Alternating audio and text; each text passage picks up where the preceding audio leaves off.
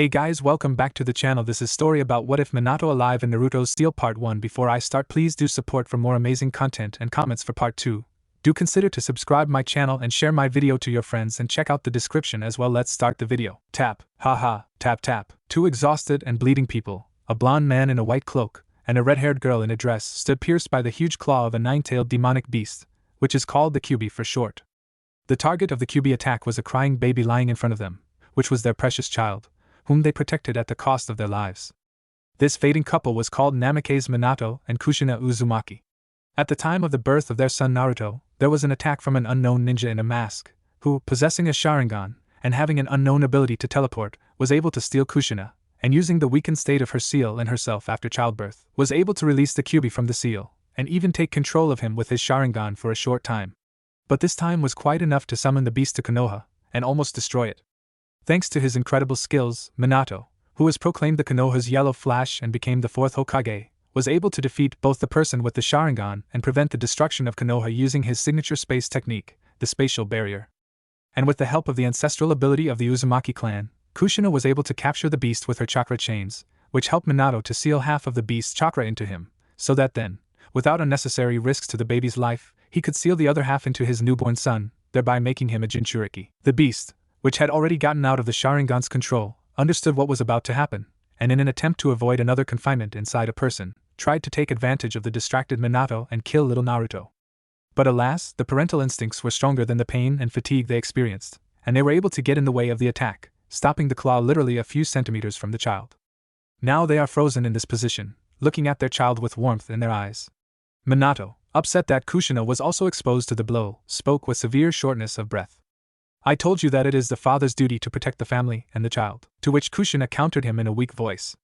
"Nevertheless, I am his mother." Remembering Minato's desire to seal the Kyuubi into Naruto, she added, "You know, this is the first time when I find it difficult to argue with you. I think we are now ready." Smiling, Minato answered, "Thank you, Kushina." After producing a series of hand seals, Minato summoned a toad named Geratora, to whom he gave the key to the seal of the 8 elements, which he would use to seal the Kyuubi into Naruto, so that he would later pass it on to Jiraiya. All this time, Kushina looked at her child with bitterness, and spoke quietly. "Naruto, what a shame we can't educate you, mentor, and guide you." Minato, who had already managed to send the toad back to its dimension, looked at the sad Kushina with bitterness in his eyes, and thought very deeply about something. Meanwhile, Kushina continued to speak with blank eyes. "I would like to see how you grow up, fall in love for the first time, find yourself a bride, and maybe not even one. I still regret the fate of our clan. It would be great if you could one day revive the Uzumaki clan." Naruto, unable to endure such a heartbreaking speech from his wife anymore, Minato finally got out of his thoughts and decided to offer something that he would never have offered in any other situation. "Kushina, I have a way by which we can in some way accompany our son on his future journey." But, before Minato could finish, Kushina spoke up. "Is it true? Then whatever it takes, I want it." Smiling bitterly, Minato answered. Kushina, listen, Kaka. Cough. After coughing up some blood, Minato continued. "We have very little time. The way I'm talking about is one special seal that I began to develop on the same day when I found out that you were pregnant. This seal was supposed to become some kind of artificial mentor who can transmit wisdom and knowledge from parent to child. That's just, I was never able to finish it, and come up with a safe way to limit and systematize this set of knowledge in order to prevent the destruction of the mind from a sudden replenishment of information. The only option that came to my mind was to sacrifice a part of my soul in order to create some semblance of intelligence for the seal, making it self-sufficient and self-governing, which will allow it to become not just a set of knowledge, but a whole system for learning. But in essence, for us it is no better than using the call of the god of death, since in this and in that case, your soul loses the possibility of rebirth. This why are you?" Kushina couldn't believe that Minato was secretly doing something like this. Minato looked at her seriously and answered.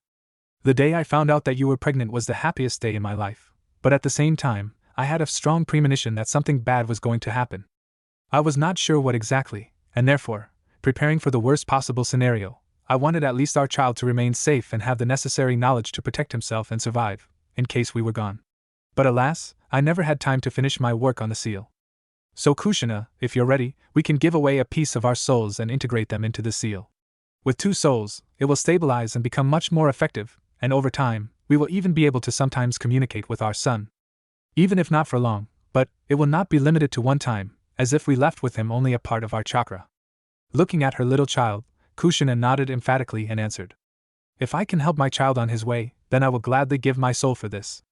Minato smiled warmly and nodded. Then give me your hand, Kushina. Kushina and Minato connected with their hands, creating a paired hand seal, and Minato began transforming the chakra on his free hand to form the seal. The same thing started happening on Kushina's free hand. Done. Put your hand on Naruto's belly. I will hide this seal behind the seal of the 8 elements, as their spirals match perfectly. Once we finish, the Kyuubi will be sealed, along with a piece of our soul. Are you ready, Kushina? After receiving her consent, Minato immediately began to perform paired seals with Kushina, who easily repeated them, thanks to her vast experience as a shinobi. When the last hand seal was formed, a wave passed through the bodies of the couple with a corresponding sound. Fuin no Jutsu Seal of Legacy. Saying the name of his technique, Minato completed the formation of the seal. Immediately, part of their nature separated, heading straight into the little Naruto's belly, forming a spiral seal, in the shape of the Uzumaki clan, over which the seal of the 8 elements appeared, disguising it with itself. With smiles on their faces, the parents watched as the furious Kyuubi was pulled into the seal, and then with a sense of accomplishment, they let their minds follow, connecting with the seal of the legacy. Minato didn't know how long it would take for the seal to fully stabilize, but he knew that when it showed itself, Naruto would still be an 11 to 12-year-old child, which would allow Kushina to nurse her baby at least a little. Grow up a good child, Naruto. The last echoes of consciousness disappeared, leaving only one crying blonde baby, who was eventually taken by the 3rd Hokage. From this moment, the life of Namake's Naruto Uzumaki begins, the heir to his parents, and the child from the prophecy that will bring true peace to all shinobi nations. 12 years later, tap tap tap tap tap tap, a blonde boy in an orange jacket and cargo pants of the same color ran across the rooftops of Konoha's buildings, with a cheerful grin on his face and cans of paint in his hands. This was 12-year-old Naruto and was currently running away from the Chunin ninja after his recent prank, in which he painted the faces of the 4 previous Hokage with all sorts of scribbles and drawings. Naruto! Stop, you wretch! A group of Chunin tried to catch the prankster, but alas, our hero always somehow managed to escape from them. Therefore, this time, like any other, he was able to escape from them without any problems. Removing the veil of disguise, Naruto looked after the Chunin who ran past and said, laughing, "Hee hee hee! You will never catch the great Uzumaki, Naruto, believe me." "Oh really, Naruto? Wow!" Hearing an angry voice behind him, Naruto jumped up in fright and flopped down on his butt. Turning around, he saw his sensei Iruka, who was standing with his arms crossed and looking with displeasure at the culprit. "Iruka-sensei, where did you come from and how did you find me?" Iruka responded in anger. "You better tell me, why did you stain the faces of the great Hokage, Naruto?" "He he he," the blonde laughed, scratching the back of his head, and answered. "Iruka-sensei, this was a demonstration of the elusiveness of the future ninja, who will one day become the most powerful ninja in the village." Iruka's eyebrow twitched, and grabbing the blonde by the collar of his jacket, he pulled him towards the painted faces of the Hokage. Well, after such a demonstration, the great and elusive ninja will have to work hard to clean up everything he has done. Startled by this statement, Naruto goggled his eyes and responded indignantly. "What? But I tried so hard to create this masterpiece, you cannot force me to erase something so grandiose." Indignant Naruto spreading his hands in different directions. "Oh, I totally can. And you better hurry up if you don't want to make it late." Offended, Naruto crossed his arms, letting Iruka drag him along the ground, and responded in annoyance. "What difference does it make whether it's late or not? Nobody waits for me at home anyway." Catching notes of sadness in the annoyed boy's voice, Iruka realized that this was still a difficult subject for the boy. Moreover, without parents, he simply has nowhere to get a proper upbringing. Thinking a little, he brought his hand to his head, and scratching his temple with a finger, as if he had said casually, "Hey Naruto. You know, if you finish cleaning the monuments until late, how do you feel about going to Ichiraku Ramen together? My treat." Hearing the magic words, Naruto turned to Iruka in surprise and answered, "Really? You're not kidding, Iruka-sensei? Hooray! Now this is a really serious motivation. I'll finish the job in no time, believe me." At that moment 2 young girls were passing by. One was in a red chipao dress and black shorts, with pink hair. The second girl was a pretty blonde in a purple chipao dress, with elastic combat bandages underneath, covering her and thighs. They were Sakura and Ino, the ever-rival duo. When Naruto noticed them, he turned his attention to Sakura, and immediately waved his hand at her in a friendly manner. "Hey Sakura-chan! How are you? Do you want to go tomorrow to the—" But before he could finish, the irritated Pinky replied sharply. "Leave me alone, Naruto Baka. I don't have time for anything that you would suggest. I need to make sure that Ino Pig does not bring her paws to my Sasuke." Ino had seen this situation many times, and was not even surprised at her friend's reaction to another attempt by Naruto to invite her for a walk whenever possible. But when she heard the last part, she immediately rebelled. "What did you say there, forehead girl? And anyway, When did Sasuke become yours, huh? Tomorrow he will be. I was able to save money for a popular new perfume, and it just has to impress Sasuke. He will fall in love with me as soon as he smells them on me. Pfft, no way in the world. I finally got my mom's permission to use light makeup, so you can throw your perfume in the trash right away, as I will definitely be in a better light. Ho ho ho. So the duo walked past Naruto and Iruka, completely forgetting about the blonde, as if he was an empty place. Naruto remained standing with his hand raised, continuing to stare at the empty space where his friends had recently passed. Waking up from another defeat, Naruto sighed doom, and remembering the ramen waiting for him, hurried along with the grinning Iruka to the Hokage statues. As promised by Naruto, he got through the cleanup pretty quickly, and after a successful completion, Naruto and Iruka went to Ichiraku Ramen. When they arrived, they ordered several bowls of ramen, and began their meal. Thinking about Naruto's action, Iruka asked, "Hey Naruto, why did you decide to ruin a place like this? You know who the Hokage are, right?" "Of course I know." After swallowing the last of the broth from the bowl, the blonde continued. "Those who hold the title of Hokage are the #1 ninja in the village, right?" Then, remembering the 4th Hokage's face carved into the mountain, he added, "And I heard that the 4th Hokage was the hero who saved the village from the fox monster." Iruka listened to him, and could not help but ask a reasonable question. "But then why?" Continuing to stare at his bowl, Naruto answered, "One day, I will get the title of Hokage, and I will become the greatest of all the previous Hokage. Believe me." Pointing his chopsticks at Iruka, Naruto finished his pretentious speech. Iruka looked at him in such perplexity that he even forgot to chew the noodles that were still sticking out of his mouth. Naruto didn't end there and said, "And then, all the people in the village will recognize me and my strength." Then, shifting his gaze to the stunned Iruka, Naruto asked, "By the way, sensei, can I ask for something? Another bowl?" "No, not that. Can I wear your forehead protector?" Iruka was surprised, and reached out to his protector, answered, "Oh, this? No, this is proof that you graduated from the academy and became a real ninja. You will get yours in 2 years if you pass the exam. So try not to miss classes like you do today. And yes, by the way, because of your prank, tomorrow you will have a repeat clone technique practice exam." "What? But I still can't do this technique. It's not fair." Iruka laughed at the outraged blonde, which was a mistake because the frustrated Naruto made a rather harsh response. "Tuchi Ajizan. 5 more bowls." Realizing that the blonde had launched a surprise attack on his wallet, Iruka, in a panic, tried to stop him.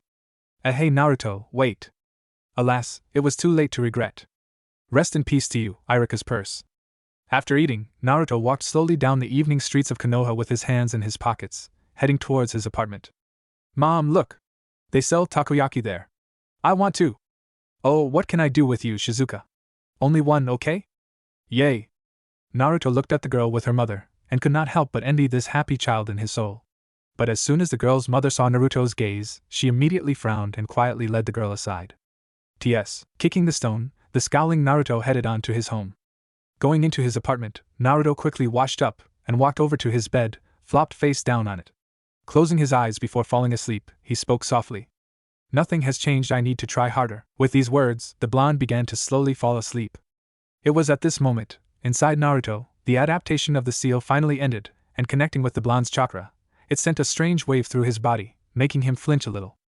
Damn wind," Naruto mumbled half asleep, thinking he had forgotten to close the window. While he blamed the weather conditions, new neural connections appeared in his brain, through which the chakra began to flow, and words began to appear in front of his eyes, which gradually assembled into full-fledged text messages. Activation of the seal of legacy completed. Body scan completed. Memory scan completed. Drawing up training missions in progress.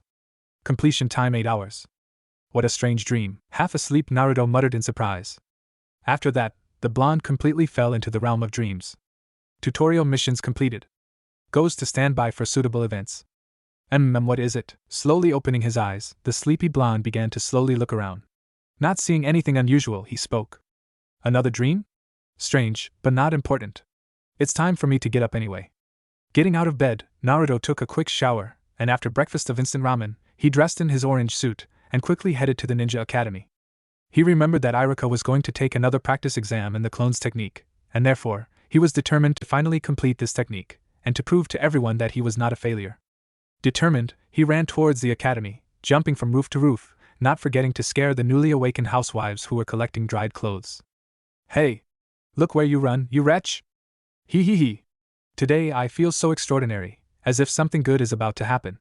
Maybe this is the day that I finally do the clone technique. The laughing blonde kept jumping on the rooftops until he finally got to his academy.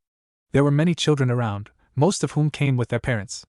And as usual, Naruto was given not very good looks, some of which hid fear and hatred, and Naruto still couldn't understand why. He had noticed for a long time that most of these looks are full of hatred, and it all began long before his pranks.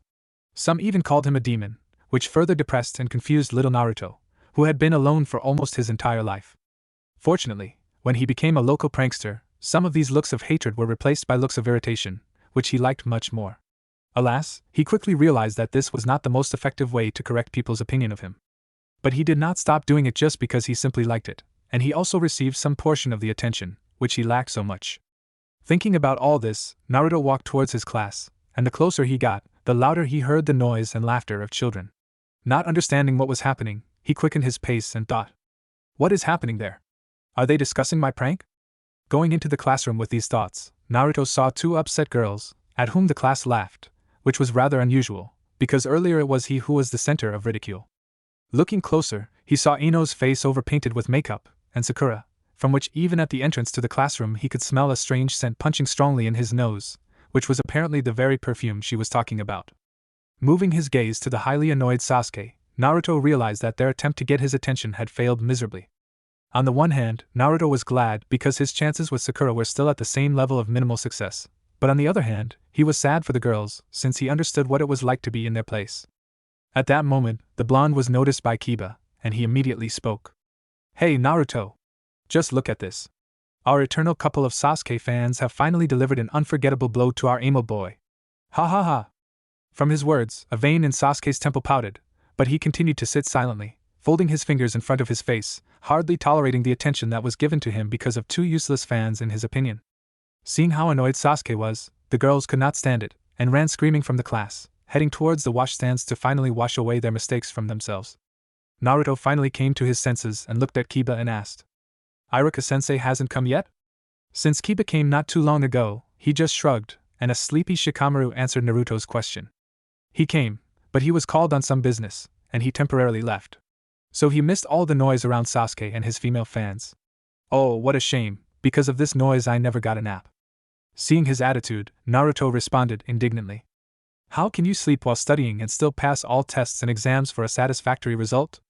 He's probably cheating, or something like that." Kiba put in his word. Sighing, Shikamaru answered, "I just know how to use my head. It won't hurt you two numbskulls to learn this." Hearing his remark, Naruto and Kiba were outraged. "What did you say? Do you want to get problems?" Shikamaru just sighed, and shaking his head, he headed to his seat to resume his nap. At that moment, Sasuke's annoyed and at the same time cold voice sounded. "Too noisy annoying. Huh? Do you want to get it too?" Kiba and Naruto put their legs on the table where Sasuke was sitting, and the three guys stared into each other's eyes. At that moment, Sakura and Ino returned to the class, and seeing that their beloved Sasuke was being threatened by two stupid students, they quickly squeezed in, sweeping both guys to the sides, and looking menacingly at them, resumed their attempts to get the attention of the gloomy Uchiha. "Damn it, sometimes they remind me of women from my clan. The same wild." Kiba grumbled in annoyance, to which he received another malicious look from the girls, which made him make a wise choice to retreat and return to his desk as soon as possible. Naruto, who finally got a chance to speak, was about to go up to Sakura, but at that moment Iruka entered the class and spoke. "So, good morning, students. Sit down all in their places, and for now I will check who is absent." Glancing around the class, he put the necessary checkmarks in his notebook, and making sure that they were all in place, he said with a smile. "Great, all the students are in place. Now, as you all probably already know, one of our students vandalized the faces of the great Hokage." At that moment, everyone looked towards Naruto, making him scratch the back of his head in embarrassment. Seeing that everyone got it right, Iruka continued. "And therefore, as a punishment, today we will pass a practice exam on the clone's technique, as a practice, for further preparatory exams." "What?" "No, again, because of the lagging fool Naruto, the whole class suffers." Many children were indignant, and almost all of them looked menacingly at the sweating blonde.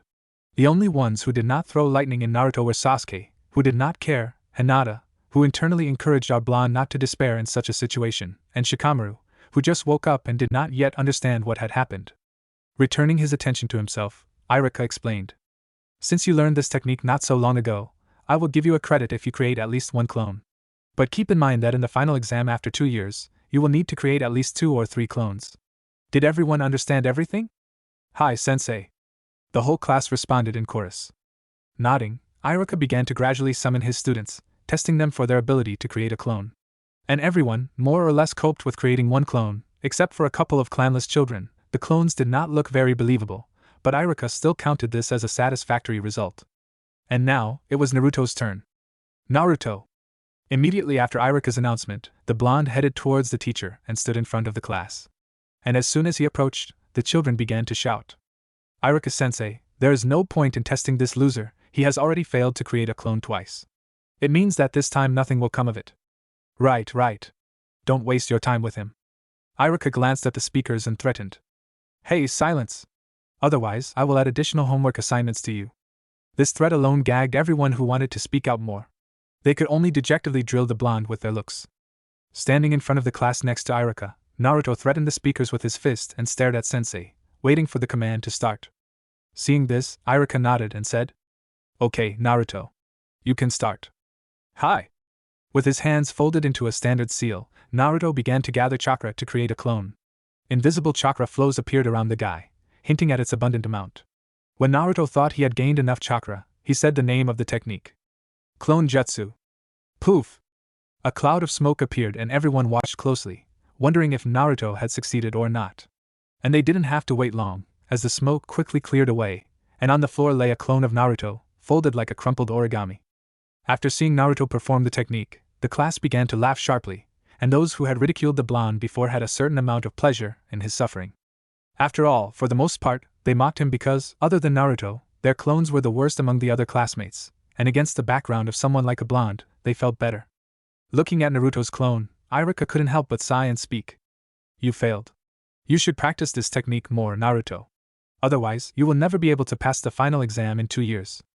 Overwhelmed by his failure, Naruto staggered dejectedly to his desk. At that moment, Sakura was thinking. As expected, there is no one better than my Sasuke. Blonde Yamanaka, being more perceptive, was thinking about something else at that moment. Feeling his amount of chakra, for a second it seemed to me that he would succeed. Well, I guess the change is not about Naruto. Sucks, dude. At least something appeared this time. Last time there was nothing at all, said sleepy Shikamaru to his just-returned classmate. Shikamaru was one of the few who did not treat Naruto badly, and did not taunt him like the others. And it was difficult to say whether he was too lazy, or whether he just felt sorry for the blonde. Chai, sitting next to him, nodded in agreement with his friend while still eating his chips. Sighing, Naruto answered. And never mind, one day I'll do this technique. And I will have not 1 clone, but 5, no 10 clones. I just need to practice a little more, and then I will succeed, believe me. Seeing Naruto's never-ending optimism and faith in himself, Hinata sat in her place, and brought her fingers together, smiling sweetly, while thinking to herself. Naruto, you are so determined and you never lose heart, it gives me the confidence not to give up either. As Naruto wondered what the problem was with this technique, a message suddenly popped up in front of his eyes. Mission created, find out the reason for the difficulty in using the clone technique. Reward system UI update / shadow clone technique / chain of missions related to the origin of Naruto Uzumaki, accept the mission? Yes / no. Huh. What is this? Seeing the incomprehensible messages in front of him, Naruto reached out to touch them, but all he achieved was to touch the back of Sasuke's head, thereby surprising the Uchiha and angering his fans. Even Shikamaru looked at the blonde in surprise, who only now realized what he had done. Abruptly removing his hand, Naruto laughed embarrassedly, looking at the indignant girls, and at the not understanding Sasuke. Pointing to the words floating in the air, he spoke. Hey, you also see these strange flying letters, what are they? What are you talking about, dunce? Sasuke asked, looking at the spot Naruto was pointing. Huh? Who do you call a dunce? Everyone in the class was already used to the blonde's antics, so they thought this was another prank of his. Everyone quickly returned their attention to Iruka, whose eye was twitching as he was being ignored. Naruto! Stop distracting everyone from the lesson. Hi, Iruka-sensei. Sitting down in his seat, Naruto stared at the messages in front of him, and after reading them, he was greatly surprised. What? Mission? Is it like a ninja mission? Affirmative. Accept the mission? Yes / no. Seeing that these words answered his thoughts, Naruto's eyes widened and he thought. What? Can it read my mind? Wow, it looks like it's some kind of fancy secret jutsu. Mission, huh? So, what are the awards? After reading the awards he was amazed, because he was promised not only a new technique related to clones, but also information about his pedigree. He always regretted that he never had parents, and he would definitely not mind at least finding out who they are. Even if it was some kind of strange prank, he was ready to trust this opportunity. It's all very strange, but this weird thing with floating messages offers me mission rewards, and not bad ones too. But why are there question marks in front of my name? Do they mean something? And what is this shadow clone technique? Surely it is better than the usual cloning technique. Maybe it's easier for me to use it than the simple clone technique? It would be great. But first, I need to find a reason why I can't do the simple clone technique. Okay, I decided. Uzumaki Naruto never backs down from a challenge. I accept. Mission accepted. Lead time 3 days. To ask for a hint, think about your current mission, and internally say the word hint. The user can ask for a maximum of 2 hints per mission. If the mission fails, the user will receive a punishment in the form of a ban on the use of chakra until he understands the problem. Good luck. What? Naruto screamed as he leapt to his feet in the middle of the class, drawing the attention of all the students again. What particularly disliked Iruka, who quickly took Naruto out and kicked him out of class for the rest of the lesson. Damn, looks like I really screwed up this time. With that said, Naruto expressed his thoughts on both the class situation and the mission situation. Sighing, the blonde turned on his brain for the first time in his life, trying to make a plan of action to find the cause of his problem. But realizing that he lacked knowledge, a terrible realization suddenly came to him. Oh no, it looks like I'll have to go to the library. Naruto, the Seal of Legacy Chapter 2 Library. Dejected, Naruto sat and pondered why he was failing the clone technique. He strongly didn't want to go to the library, as he was sure that everything would end with him simply falling asleep there. But unfortunately, he didn't see other solutions. Suddenly, he remembered Iruka-sensei. I wonder if Iruka-sensei knows anything about this? He's my last hope not to go to the library.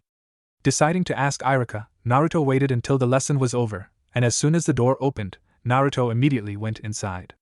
Sakura and Ino walked towards him, who, seeing a blonde friend walking towards them, thought that he would pester Sakura again. But what was their surprise when he completely ignored them and walked past towards Iruka-sensei. If Sakura was relieved, Ino found it a little odd.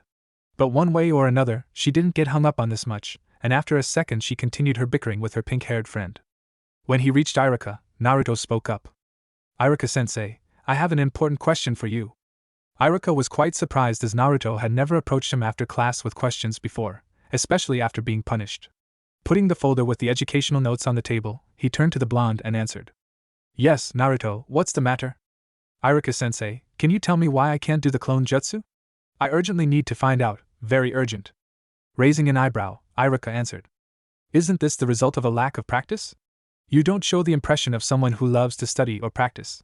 And in general, where are you in such a hurry? If you are afraid of the exam in 2 years, then do not worry. I am sure that this time will be enough for you to catch up with the rest of the students. No, you don't understand. I am not worried about the exam. Naruto Uzumaki will never be afraid of the exam. But due to certain circumstances, I need to understand why I can't get a clone jutsu. Iruka looked at his student strangely, and after thinking for a few seconds answered. Well, I cannot look for the answer for you. After all, I am your teacher, and I must guide you to strive to find the answer on your own. Affirmative. To Naruto's surprise, even the system agreed with Iruka's words, making the young Uzumaki even more depressed. Iruka continued.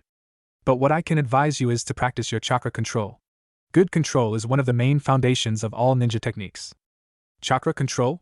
I've always had problems with that, smiling, Iruka said.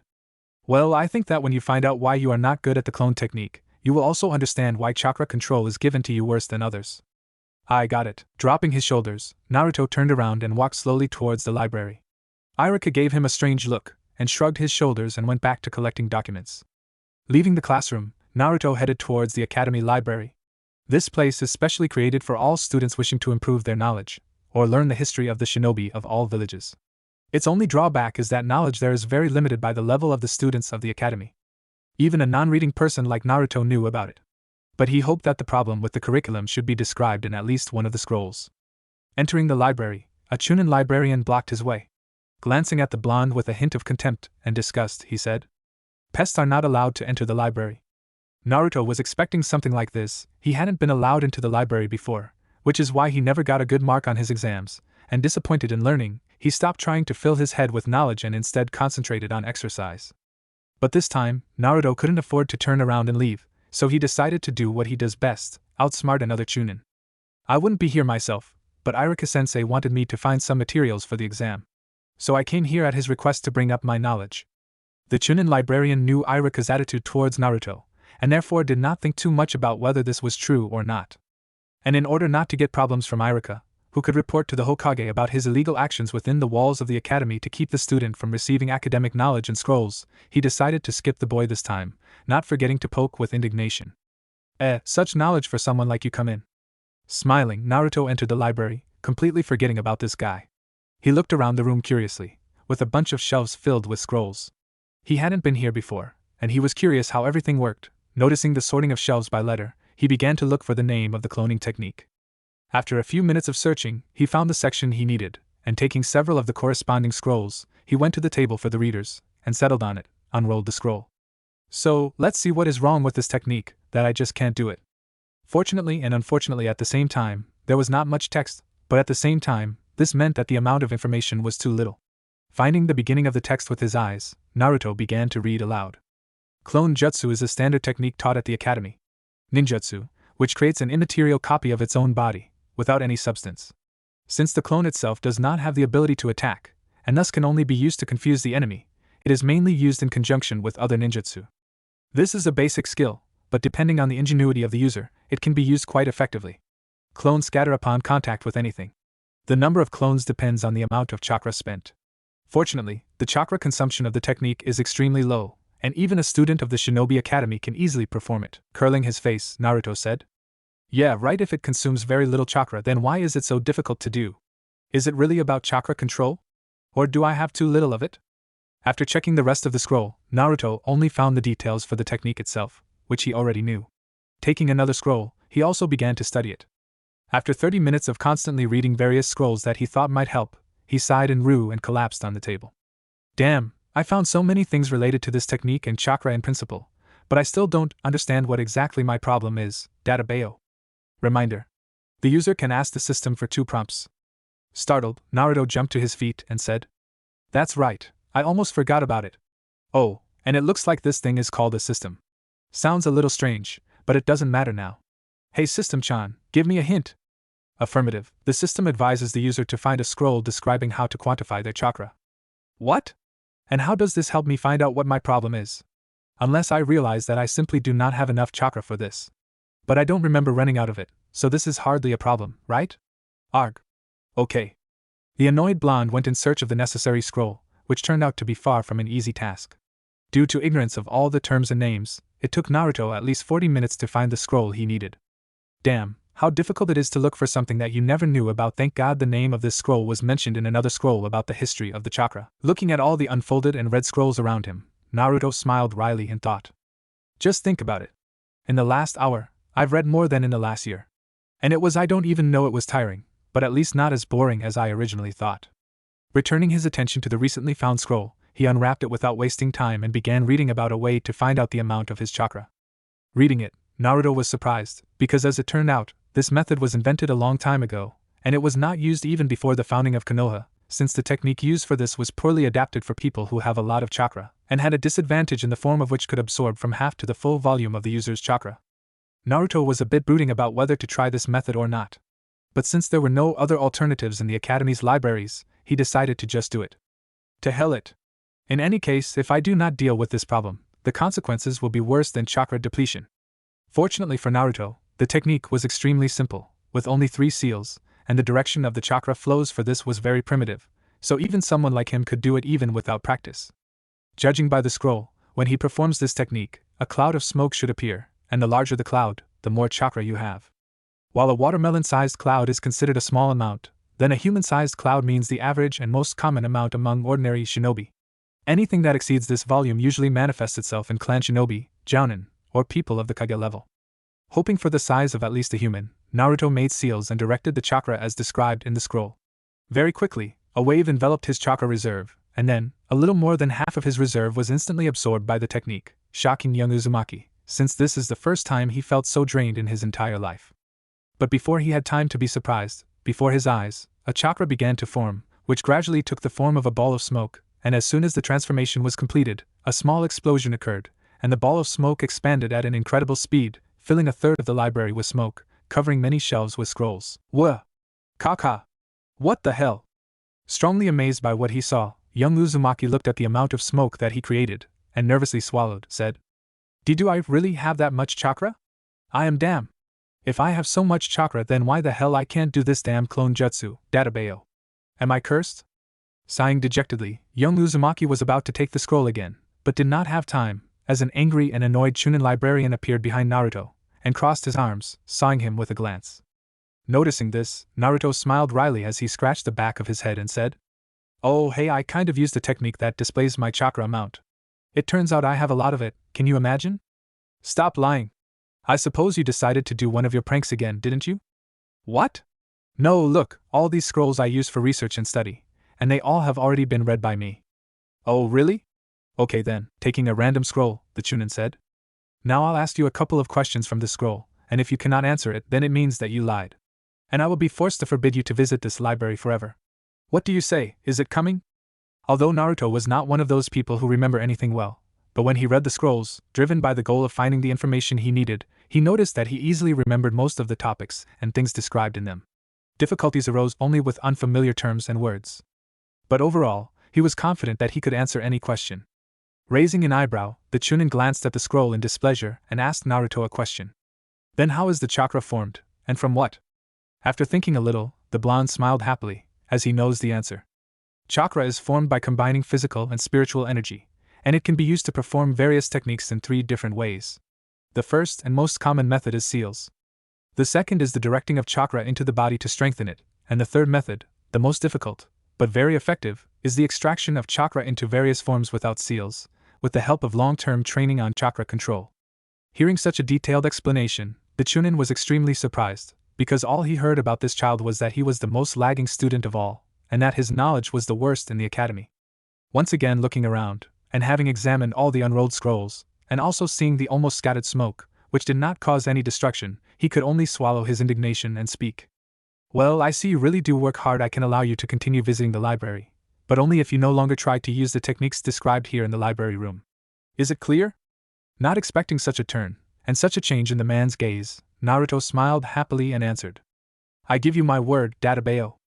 With a nod, the Chunin returned to his seat while the joyful Naruto thought to himself. Wow. So this is how it feels to know all the answers to the test. Damn it, maybe the idea of going to the library is not so bad? Affirmative. PF, even the system encourages me to do this well. First I need to solve the clone jutsu problem, and then I'll think about the rest. Stop, I found out that I have a lot of chakra, and then what? A puzzled Uzumaki sat on the floor with his legs and arms crossed, pondering the answer, but even after reading all these scrolls about the basic properties of chakra, and knowing his amount, he still could not understand what his problem was. Finding no other way out, he turned to the system again. Hey, System-chan. I still don't understand what's the matter. May I get a second hint? Affirmative. Head to the store and buy a large bottle of water. And then, unscrew the cap and try to fill it exactly to the brim with this very water. Huh?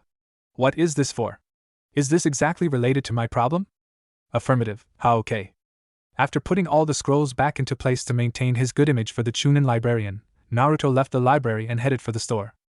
Unfortunately, in the first store he was refused a sale, which again angered the blonde, but in the next store the seller did not refuse him, but raised the price so much that at the normal price you could buy 2 such bottles, and another bag of juice in addition. With no other alternative, he gave up a third of his pocket money for this purchase and headed to an abandoned training ground where he usually liked to train alone.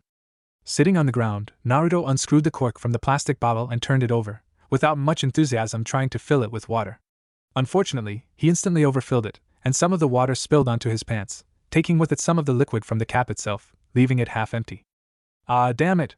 This is harder than it sounds. But I still do not understand what is the connection with the clone technique. Repeat. Over time, the user will find the answer.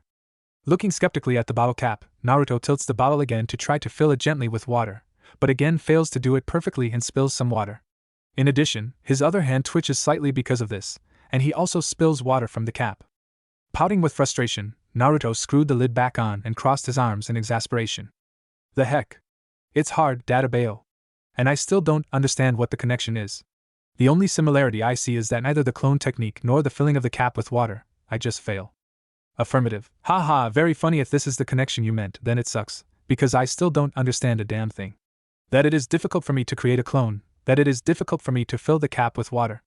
Unless it's easier to understand why I'm not doing well with water. Wait a minute. Taking the bottle again, and unscrewing the cap, Naruto looked at the bottle full of water and said, "Come to think of it, the problem with the bottle and the cork is that the bottle is too big and has too much water, and it takes some practice and precision to fill the cap perfectly." Then, remembering that he had a huge amount of chakra, Naruto continued, "Then, if the bottle is me, and the water is my chakra, then the cork is a clone jutsu?" Finally, in Naruto's head, everything fell into place, and he jumped happily and screamed, "Yada! I understand now. I cannot do the clone technique because it requires an extremely small amount of chakra, but with my huge amount of chakra, it is like pouring water from a large bottle into a small cork." And when Iruka-sensei talked about chakra control, he also noticed that I can immediately understand why I need more time than others. Due to such a large volume, it is very difficult to control it. Then, in order to solve this problem, I need to learn perfect control to separate small chakra volumes for the necessary techniques. Hey, if you think about it, then my chakra costs will also decrease, since I will not pour in too much. Affirmative, congratulations. Mission complete. The system interface will be updated within 10 hours. The technique of shadow cloning is obtained. For instructions on how to use it, think about it, and the information will float before your eyes. Unlock the chain of missions about the user's pedigree. Find out the secret of the Uzumaki surname. Rewards: 1. Next mission in the chain /2, temporarily hidden. Accept? Yes/no. Mission acquired secret of shadow clones. Learn the technique of shadow clones, and find out its secret. Reward training program with, temporarily closed. Accept? Yes/no. Naruto goggled at the received messages before his eyes. Wow! So many things. And it looks like it was just the beginning. Well, the first mission will most likely lead me to the library again. Although I don't think I'll find anything about my last name, I don't think it's a clan name, and if so, it's most likely the name of an insignificant clan, since I've never heard of it, and in general I grew up in an orphanage. But as for the other mission, it is much more interesting. Okay, I accept both missions. Affirmative. Missions accepted. The validity period for both missions is 2 days. Punishment: banning the use of chakra for a month. What? This is even tougher than the past. Startled, Naruto resented for a while, but then taking a deep breath, he smiled and said, "Okay, Naruto Uzumaki won't back down, even if chakra use is at stake. Believe me." And now, after thinking about the shadow cloning technique, Naruto got all the information on using it and continued. "I'll try to learn this new shadow clone jutsu. Kagebushin no Jutsu." Poof poof poof. Tired and a little dirty, Naruto stood with a slight smile in front of his 3 newly created clones, and could not contain his joy. Finally! I got normal clones. Normal? We are the best clones this world has seen. Right. Now, no one will laugh at us and call us laggards or losers. Yeah. Naruto's clones shared his joy and enthusiasm, smugly praising themselves. One of the clones suddenly remembered something, and referring to the original said, "Hey boss, didn't we need to learn some secret from this technique?" Huh. Oh. That's right, the mission said to learn the technique, and find out its secret. Affirmative. That's the answer. X3, said all 4 Naruto at the same time, and wincing from it afterwards. The original Naruto looked at his clones and asked, "Did you also receive a response from the system-chan?" All 3 nodded. Wow, I didn't think you would see it, but I think it's even better. Seeing satisfied smiles and nods from the clones, he looked them over and said, "So, since we are going to find out the secrets of this technique, then first, I think it makes sense to ask you. Do you know anything about this?" The 3 clones looked at each other and answered with a shrug. "Nope. Nothing. I know no more than you do."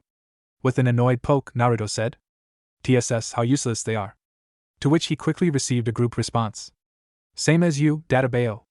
Covering his ears from their bickering, Naruto sighed and spoke. "Okay. If you don't know anything, then we will arrange experiments, and I need a volunteer. So I will choose one of you." Raising a hand to his chin, he pretended to make a difficult decision, looking at them, making them nervous as he did so. And so, he finally pointed to the clone on the left. "Here, you. You will help me figure out this technical secret. The others are free." "What? Me?" Surprised clone, pointing at himself with a finger. The others grinned maliciously and said, "Well, we will remember you." Poof. "Yeah, good luck." Poof. Traitors. Left alone with his clone, Naruto began to walk around him, carefully examining him.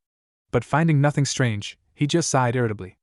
"Damn, I don't see anything out of the ordinary." "Well, I am your clone, it will hardly be different." Naruto tried to test the clone by pulling slightly on his arms, hair, and legs. But the clone was a complete copy of him, and even annoyed just like himself. Then, he asked the clone to try using the body replacement technique, which he did quite easily. But this, in fact, did not reveal any secrets for him. Is that the fact that clones can also perform techniques? Both Naruto sighed dejectedly and sat down on the ground. The original looked at the branches of the trembling tree and said, "Maybe there is no secret here. Like, learn, then understand?" To which the clone answered him, "Well, then System-chan would have reported the mission complete, right?" Truth. Suddenly, the clone dawned on him, and he said, "Hey, maybe instead of guessing for nothing, we'll just use the hint again. I think I can, but I just thought it would be great to figure it out on my own. It was nice when I was able to answer the question on my own. Yes, here you are right, but we have already tried some ideas, and they did not work, so it makes sense to spend at least one hint of the system, and solve everything without using the second. Compared to the last mission, this should be considered progress, right?"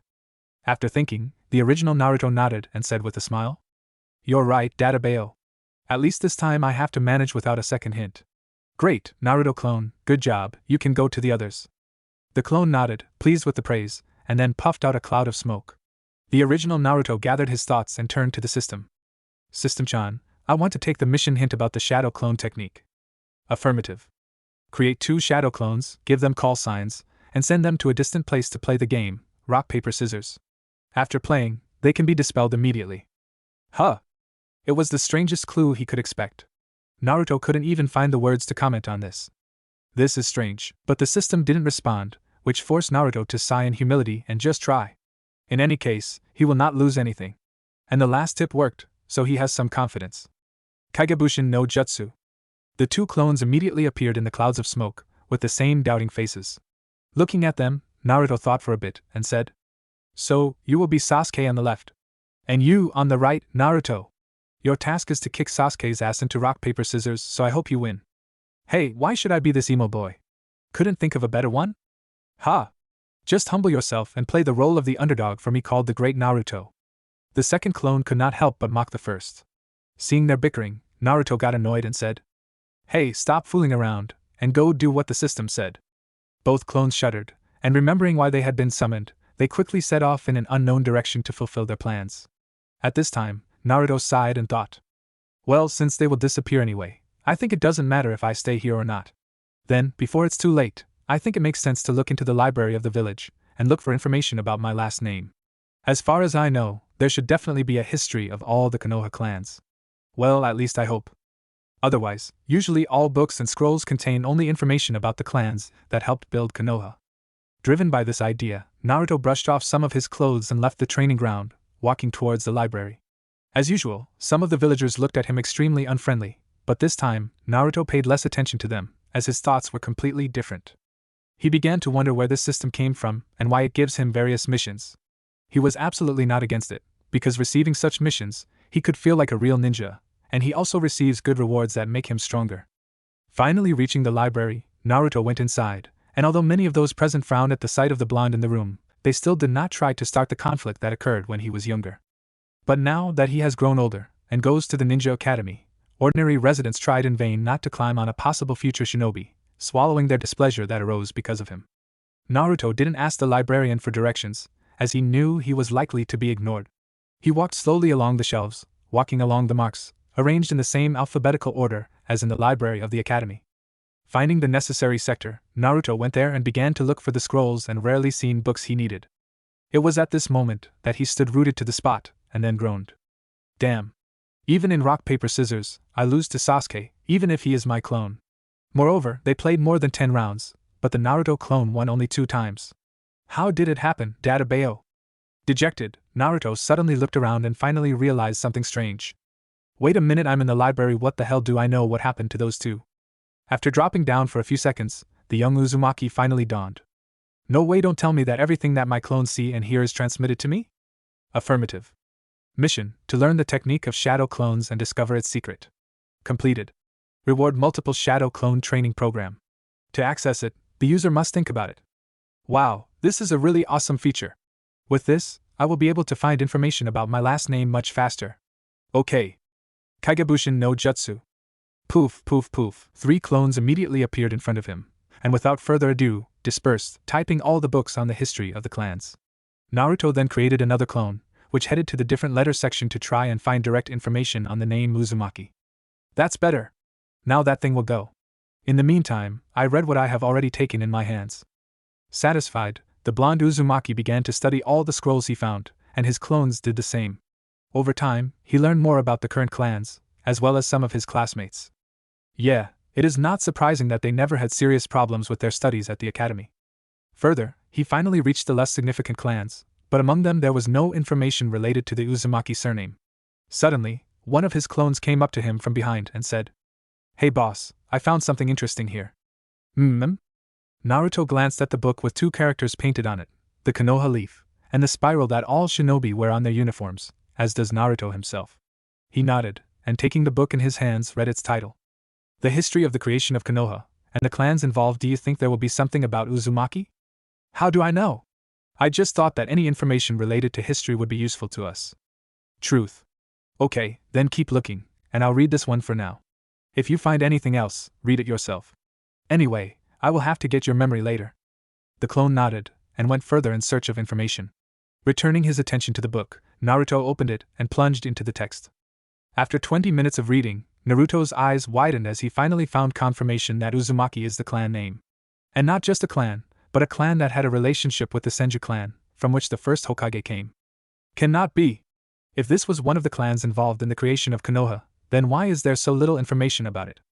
Reading further, he learned that the symbol of the spiral that he and all the other Konoha shinobi wears is also the symbol of the Uzumaki clan, added as a sign of friendship between them and the Senju clan.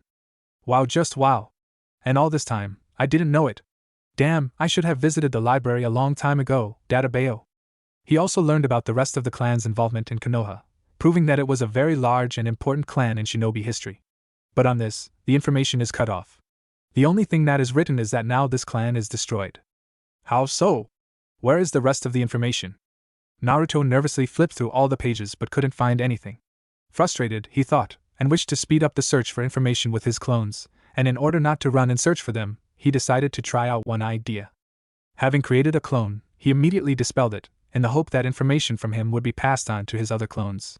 And he turned out to be right, because literally a minute later, a clone came to him, which was sent to another department, to look for any information by the name of Uzumaki. Hey boss, I got the information. It's a little difficult to grasp, but now I understand what's the matter. Here, I found a book on the history of Uzumaki, and all this time I was sitting and reading it. I think you need to find out about this. Saying that, he immediately dissipated, which instantly caused a slight tingling sensation in Naruto's head, due to the sudden flow of information from the half-hour reading with the clone.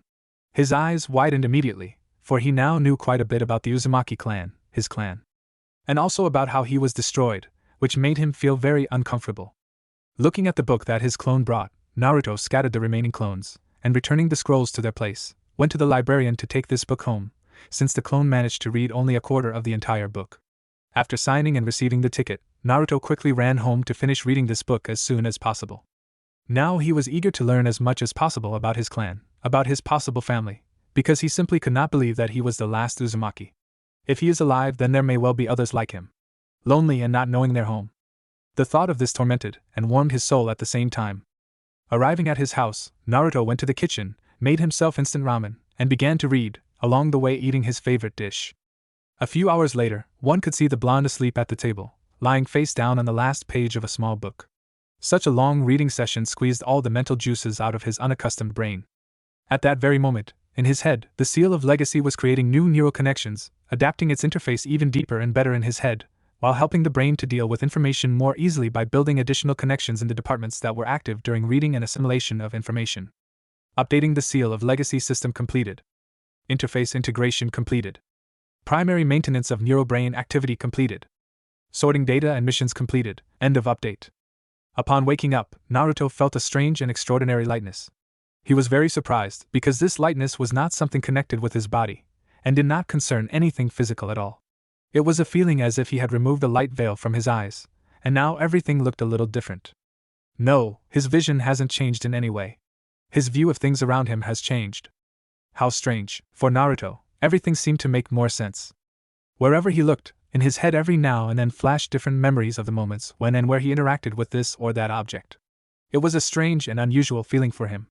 Usually, he did not remember the details of his life so well, let alone remember what exactly and when he did at one point or another. What's the matter, Databeo? Is reading really as good for the brain as they say it is? Young Uzumaki scratched his head, recalling yesterday, and to his surprise these memories seemed so accessible and clear that he was momentarily lost in them, until he completely walked through yesterday and remembered the most important thing. Oh, right. My clan. System-chan, are you still here? I learned everything about my last name. As soon as he called the system, strange images of floating scrolls with different colors and with different signatures appeared before his eyes. All the scrolls were located in certain places, while one of them was slightly larger and opened. The open scroll contained an inscription of the system informing about the completion of the mission, as well as a field to confirm the receipt of the award. What the hell happened to my head while I was sleeping? Why did these images become even more complex and varied? Naruto finally began to think about this strange system that had appeared in his head, and he was worried if he was losing his mind due to constant loneliness, or if he had fallen under some strange genjutsu. But remembering how much he learned, and how this system guided him to this knowledge, he could not call it ordinary hallucinations, or an illusion. Damn, this is all very difficult. There is also this oddity with my memory. Is this all due to the system? Affirmative.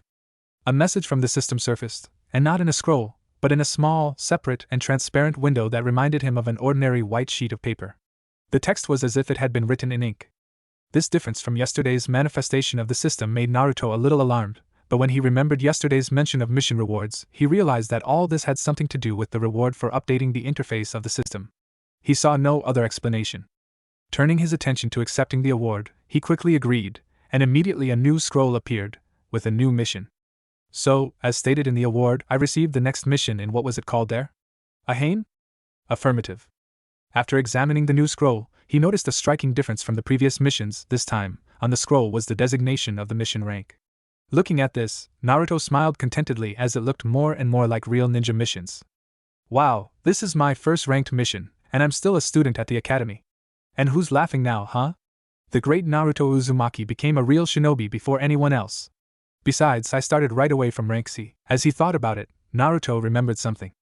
But if I remember correctly, genin are given D rank missions in the beginning, and only then they receive C rank missions. Isn't it too early for me to do this? Or is it just that I'm so awesome that I can start right away at C rank?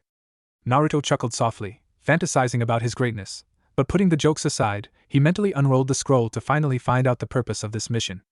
Looking around the scroll, he also noticed the classification of this mission. Search and reconnaissance? So now the missions will have not only a rank, but also a classification. Nice to know. So what do I need to do? Mission classification search/reconnaissance. Grade C. Mission find the place of residence of the 4th Hokage, and find out the secret of his family hidden from everyone. Mission time 3 days. Completion reward introduction to Fuin talking to, temporarily unavailable. Accept? Yes/no. Realizing what this task was, Naruto's eyes widened in shock, because he clearly didn't expect something like this. The 4th Hokage was the hero of the village, and finding and then getting into his house would definitely be a challenge. Among other things, he needs to find out a secret, which, according to the system, was for some reason hidden from everyone. Naruto still wasn't smart enough to figure it all out based on this information alone, but he was determined to find out. After all, no matter how much he desecrated the monuments of the Hokage, he always admired the 4th. He was exactly what Naruto was aiming for. Yondaime is a shinobi capable of instilling fear in his enemies with just his name and presence. But this was not the only reason for his actions, he also wanted to receive the reward that was promised to him for his accomplishment. Damn, the introduction to Fuin is really a surprise. As I understand it, my clan was very good at everything related to Fuin's techniques. Although I'm not very good at school, at least learning a couple of useful seals would be really cool. I can already imagine Sasuke's face when I take out a bowl of ramen from the storage seal, which I personally created, right in front of him. Ha ha ha! Young Uzumaki still didn't know that storage and explosion seals are not all that Fuin seals are capable of, but when he delves into the study, unexpected surprises and big changes await him. Looking at the time, Naruto realized that there was very little time left before the lessons at the academy, and therefore, he put another bowl of ramen to brew, and in the meantime took a refreshing shower. After a shower and breakfast, Naruto pulled himself together and dashed towards the academy, contemplating a plan to locate the 4th Hokage's home along the way. How can I find his home? Wasn't it supposed to be some kind of famous place? Although, wait, he was a ninja, which means he had a lot of enemies. Then it makes sense that his place of residence is not as well known and widespread as the usual ones. By the way, if you think about it, did he have a family, or did he live alone? I think I'll start my search by finding out. Thinking about this, Naruto had already reached the academy, and passing by his classmates, he suddenly stopped at Hinata's desk and looked at her intently, thinking. By the way, such large clans as Hyuga or the like should know about how the fourth Hokage used to live, and whether he had a family, right? Perhaps Hinata knows something about this. While the brooding blonde looked at Hinata, she became all nervous and flushed, not knowing why Naruto was staring at her so intently, and what to do. And Naruto-kun, why are you? Hearing her words, Naruto decided to ask, and so he smiled at her, and bringing his face closer, thereby further embarrassing the tomato-red girl, he said, Hey, Hinata, I want to ask you something very important. Hinata blushed even more after hearing such a phrase. Seeing her strange reaction, Naruto remembered that this was not the first time, but decided to put this question aside for now, since the matter was important, and therefore, he continued. It's about something personal, so I'd like to talk to you, just me and you, if you don't mind? Just me and you? This part echoed in the young Hyuga's head, which was the last straw for the shy girl. As a result, steam literally poured out of her ears, and the girl herself lost consciousness, lying on her table, with a funny and dreamy smile. Naruto stood and looked at all this with a strange expression on his face, not knowing what to do. So he just sighed and headed for his seat. Fortunately, no one attached much importance to this, since no one looked in the direction of Naruto, which helped to pass this event unnoticed. Sitting at his desk, Naruto waited for the start of the class, and finally Mizuki-sensei entered the classroom, and after a quick introduction, he handed out all the sheets with questions for a little simple test. Upon receiving his sheet, Naruto's face frowned, as he did not remember even half of what was asked in the questions of this test. Looking around, he saw that almost all the students calmly answered questions, almost without straining at the moment. After going over the questions again, Naruto could barely answer a third of them. Seeing no alternatives, he quickly wrote the solution where he knew the answer, and because it took less time, he put his pencil aside and thought, Damn, this is all very suspicious. Why are these easy verification tests always so hard? Even today, when my memory is working better for some reason, I still can hardly understand these tasks. We definitely did not go through these topics. Now that I've thought about it, my tests have always been very difficult, haven't they? Looking at Mizuki-sensei, who also looked at him with a strange grin, but as soon as their gazes met, the teacher immediately averted his gaze, completely ignoring the young Uzumaki. This seemed a little suspicious to Naruto, so he thought, How strange, I think it will not be superfluous to make sure. There are just over 5 minutes left until the end of the test, so I think I should have enough time. Taking out a blank piece of paper, Naruto began to quickly transfer the contents of the test onto a blank sheet. Do not forget to redraw all the fields, figures and numbers, exactly as it was in the test. And so, when Mizuki-sensei announced that the time for the test was up, Naruto had just finished copying the test onto a piece of paper. Hiding it in his pocket, Naruto waited for his test to be taken, which, as usual, would happen last. Because of which, most of the students have already left. And there were only Sasuke, whose work was usually taken by the penultimate, several of his fans waiting for him, and Naruto himself. Taking Sasuke's job, Mizuki-sensei smiled and praised him out loud. Excellent, Sasuke-kun. Which is to be expected from our most promising student. Yes, our Sasuke-kun is always the best. This praise only raised the gloomy and cold Uchiha in the eyes of his fans. At that time, Mizuki looked behind Sasuke. And now, after looking at Naruto, Mizuki walked over to his desk, and taking his test, he looked at it with a smile, but then suddenly frowned a little as he saw something strange. Seeing this, Naruto immediately asked, Is there something wrong, Mizuki-sensei? Seeing the young Uzumaki's gaze, Mizuki put on a smile and replied, Oh yes. I'm just a little surprised, because usually, you could not answer more than one question, but this time you were able to answer at least a third of them. So I was a little surprised. Looks like someone has been studying hard lately. Well, keep it up. Although he said so, Naruto could see his grim expression as he left, which Naruto had seen so many times before to confuse it with anything else. This caused a very unpleasant impression of this man in young Uzumaki. He had never noticed anything like this before, but now, thinking about it, he could easily recall all these small moments, which together could very well indicate that Mizuki-sensei has the same incomprehensible dislike for him as most of the villagers, except because he is a shinobi, he could hide it pretty well. Hey, Sakura-chan, Ino, can I talk to you for a second? Ino, on the other hand, was a little surprised that he turned to her as well, since it was usually only Sakura. Therefore, as the heiress of the Yamanaka clan, she began to analyze his behavior. If this is not another attempt by Naruto to invite Sakura for a walk, then perhaps he wanted to do one of his pranks. Although Sakura is with me, and even a fool like him would not prank a girl who, obviously to everyone except herself, he likes, right? Thinking in a similar vein, the blonde also turned to the blonde. When both girls met his gaze, Sakura spoke first. What do you want, Naruto-baka? Seeing her irritation, Hundreds of memories related to Sakura and her attitude towards him immediately began to run through Naruto's head. From this, Naruto even developed a very unpleasant feeling inside, causing him to feel double. On the one hand, it was a girl that he liked. On the other hand, when his new memory threw similar pictures to him, he felt some disappointment both in her and in himself. Taking a deep breath, Naruto decided to finally stop thinking about the bad and rethink his approach to this girl, temporarily stopping his attempts to get closer to her. That is why, with a slightly complex smile, he answered. Actually, it's nothing, Sakura-chan. I wanted to talk to Ino. So if you are in a hurry somewhere, then you can move on. Such a statement has already surprised not only Ino, but also Sakura. The pink-haired Kunoichi looked strangely at the blonde and shrugged her shoulders and turned to her friend with a sly smile. Well then, good luck to stay, Ino-pig. While you're here I'll go and keep Sasuke company. With these words, the pink-haired girl ran away, under the irritated gaze of her friend. Sighing bitterly, the girl looked at Naruto and asked, drooping. Well, Naruto, what was it you wanted to talk about? Taking a crumpled piece of paper from his pocket, he handed it to Ino. Seeing this, the girl at first didn't understand what it was, but then a very strange thought occurred to her. Don't tell me this is a love letter of confession. Listen, Naruto, I certainly understand that I am a beauty, but what? Of course not. If I was going to confess to someone, I would not use such snotty methods, but would say it right in her face. This confident tone and solemn face of Naruto made Ino even a little taken aback, but quickly pulled herself together and answered. Then what is it? This is the test that I answered today. I would like you to take a look at this. Rolling her eyes, Ino frowned and unfolded the paper to answer. So, why should I look at your test if I had the same weight? What is it? As soon as Ino saw the contents of this test, her eyes immediately widened, since this test was completely different. Seeing her confusion, Naruto asked. Well? Did you have the same, or not? The same? This is a completely different test. Damn, I think I can hardly answer half of these questions at best. Sigh as I thought. Thank you for your answer. Not understanding what was happening, Ino said. Wait, what does that mean?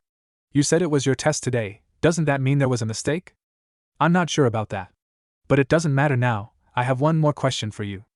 Huh?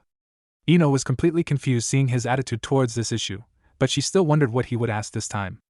You are also from a renowned and influential clan, right? Well, obviously. It's not for nothing that my last name is Yamanaka. What is it?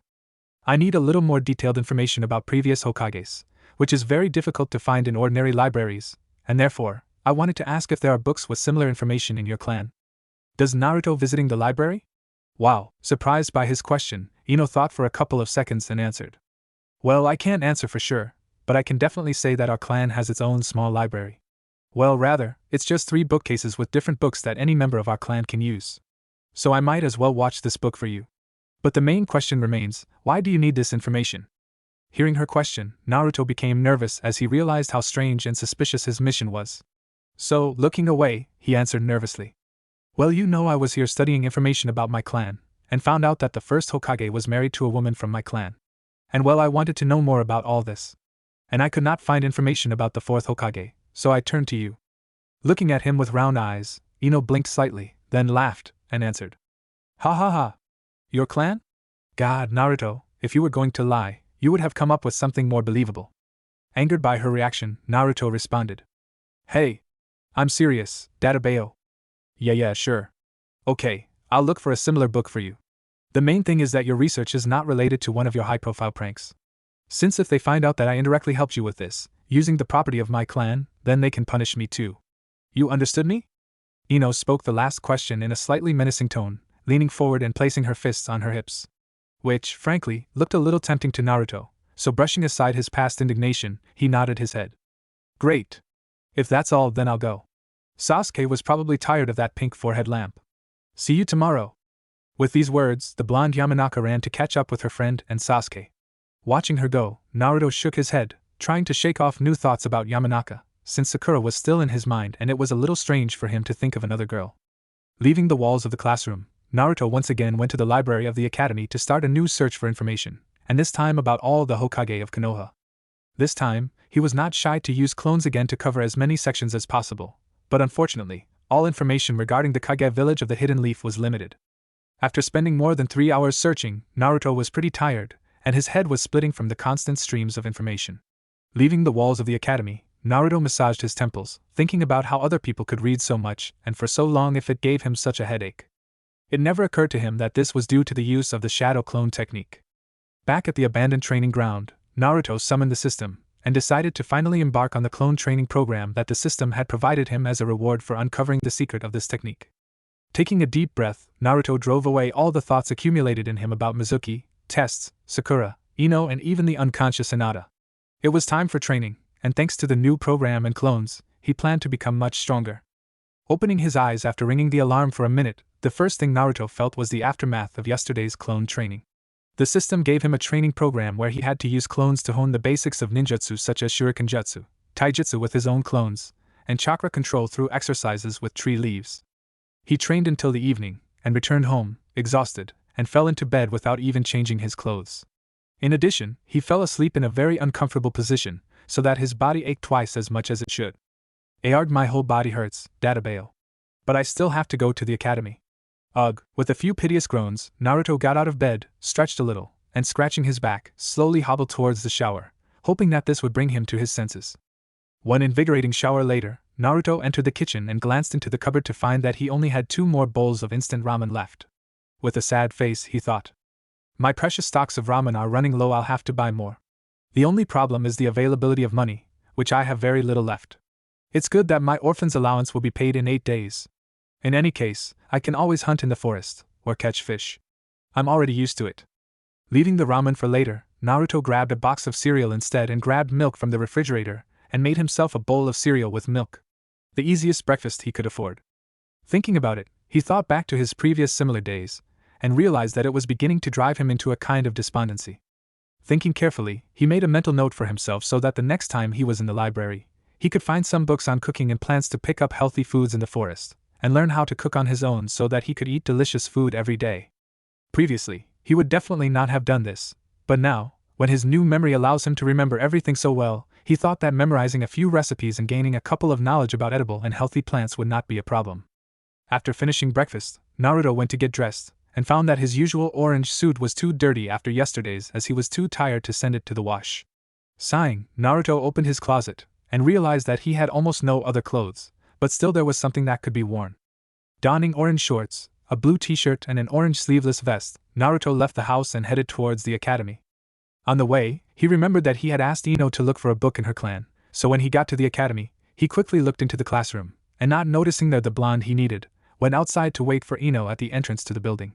And just a few minutes later she appeared. Her face was not very happy, as the book turned out to be very large and heavy. Seeing this, Naruto quickly ran up and took it from the young Yamanaka, who was finally able to sigh happily. "Fun, Naruto, I hope it was worth it as I had to endure a lot of strange looks directed at me. Usually people don't expect to meet someone of my appearance with an old and dusty book in hand." "Yes, thanks Ino, it means a lot to me." Yeah, the main thing is not to use it to create problems, and do not forget to return it to me. This time straight to my family's store, I'm not going to drag her back on my own." Naruto nodded happily, and after carefully reading the title, he realized that this was exactly what he needed.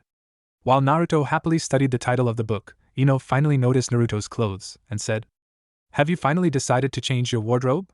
You made the right decision. This option looks better on you than your orange pants and jacket, which are not clear how they still remain safe and sound." Ino replied appraisingly, nodding her head in confirmation of her words. After examining himself again, Naruto responded, "Really? I've never thought about changing my image before. Orange is my favorite color and I haven't seen anything else that suits me yet. Well, if you think about how to change or diversify your wardrobe and appearance, then you can contact me. I'm kind of an expert in this. Okay, we have to go now, lessons will start soon." Saying that, Ino got ahead of Naruto and quickly made her way to class. Naruto trailed after her, but suddenly realized that he would have to carry this book all day. Damn, if I knew storage seals, this problem would be solved instantly. I need to find the 4th Hokage's home as soon as possible, and receive the Fuin Seal training as a reward. At this thought, Naruto remembered that now he can create shadow clones, and without hesitation, he created one. Poof! Take the book home and start studying it for now. Got it, boss. While the clone went home to study the book, Naruto headed into the classroom, taking his seat. Seeing him without the book, Ino distracted from Sasuke, and leaving Sakura alone, thereby surprising the pink-haired Kunoichi, Ino headed towards the blonde. Tugging at his hand, she whispered irritably, "Naruto! Where is the book? Don't say you've lost it already. I knew I shouldn't have given it to you. Hey, stop shaking me. Your book is fine. I sent a clone to take it to my house. Hearing this, Ino patted her eyelashes in surprise as she looked at Naruto and then asked, What clone? You mean cloning jutsu? Then, annoyed, she added, These are illusory clones, Baka. Where is the book? Also slightly annoyed, Naruto responded, I didn't say that I used a regular clone. I created a shadow clone and he took the book to my home. Surprised again, Ino said. Shadow clone? As a member of a large clan, she knows a little more than others about various techniques, but even she has never heard of shadow clones. For the most part, this is due to the fact that she has not yet graduated from the academy, but somehow, something like that from Naruto's lips sounded not very convincing to her. Never heard of such, you are not deceiving me? Of course not. I can show it to you after class.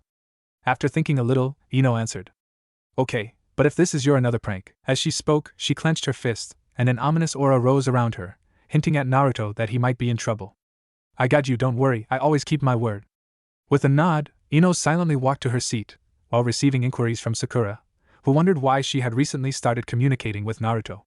But Naruto himself was not particularly worried about this at the moment, and therefore he ignored them, sitting down in his place.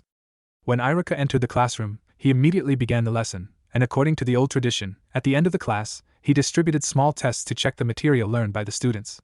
It was a chance for Naruto to check if there would be a repeat of what happened with Mizuki or not. To his surprise, Iruka gave him a normal test, and even Naruto could solve at least 60 to 70% of the questions. Not without the help of his new memory, of course, which every day helps him remember more and more details from his life. Having finished solving the problems to which he knew the answers, Naruto put his pencil aside and thought again. Phew, it's good that I sent a clone to start studying the book, otherwise I would have wasted my time sitting here. Although, if you think about it, now my memory is working very well, so maybe I really can get some knowledge from here, but using clones in the library, my knowledge is replenished much faster. Would it make sense to skip school from time to time to focus on the library? Okay, I'll think about it later. Now the main thing is to find and get into the house of the fourth Hokage, and complete the mission.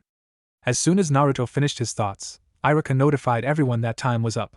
Checking the work, Naruto was again the last, but this time, Ino also remained in the class, who was waiting for Naruto with irritation, because Sakura again dragged after Sasuke without her. When Iruka checked Naruto's test, he couldn't help but be surprised. Naruto, today you surprised me a lot. You were able to answer about 70% of the test, and although it was very simple, you couldn't cope with the third before. Well done! Thank you, Iruka-sensei. I have been studying a little lately, so I think this is the fruit of my labors. Well, keep it up. I am sure that on the next exam, you will certainly be able to complete the clone technique. After praising the blonde, Iruka left to collect the papers while Naruto left the classroom with Ino. Out on the street, Ino took him around the corner and said, I'm running out of time, so go ahead and show your shadow clone. Okay, G. Crossing his fingers, Naruto spoke the name of the technique. Kagebushin no Jutsu. Poof! An exact copy of Naruto appeared next to the surprised Kunoichi, and when she began to examine him, he suddenly looked at her and smiled, which greatly frightened her, and she jumped to the side. Ha! Naruto, he's alive! Ha ha ha! You should have seen your face. The clone laughed at her, because of which a vein jumped on the girl's temple, and closing her fist in anger, she hit the clone on the head, scattering him in place. Shut up! Looking at all this, Naruto could only smile and then speak. Well, do you believe me now?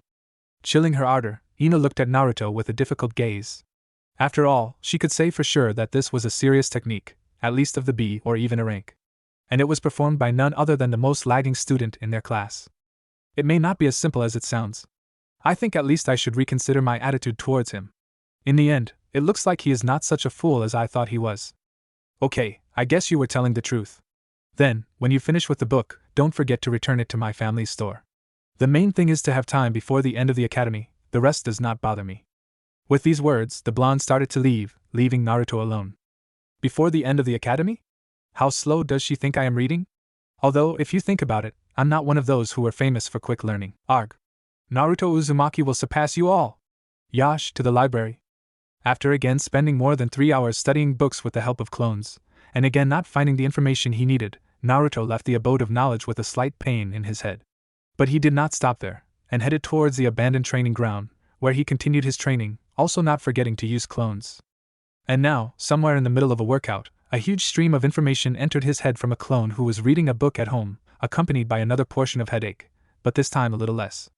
Wow, I seem to be getting used to it. After reviewing his memories, Naruto realized that the book really contained information about where the fourth Hokage lived. Wow! Now I know where the house of the fourth Hokage is, and not only. Now I know something else. I found out where the Uzumaki clan area.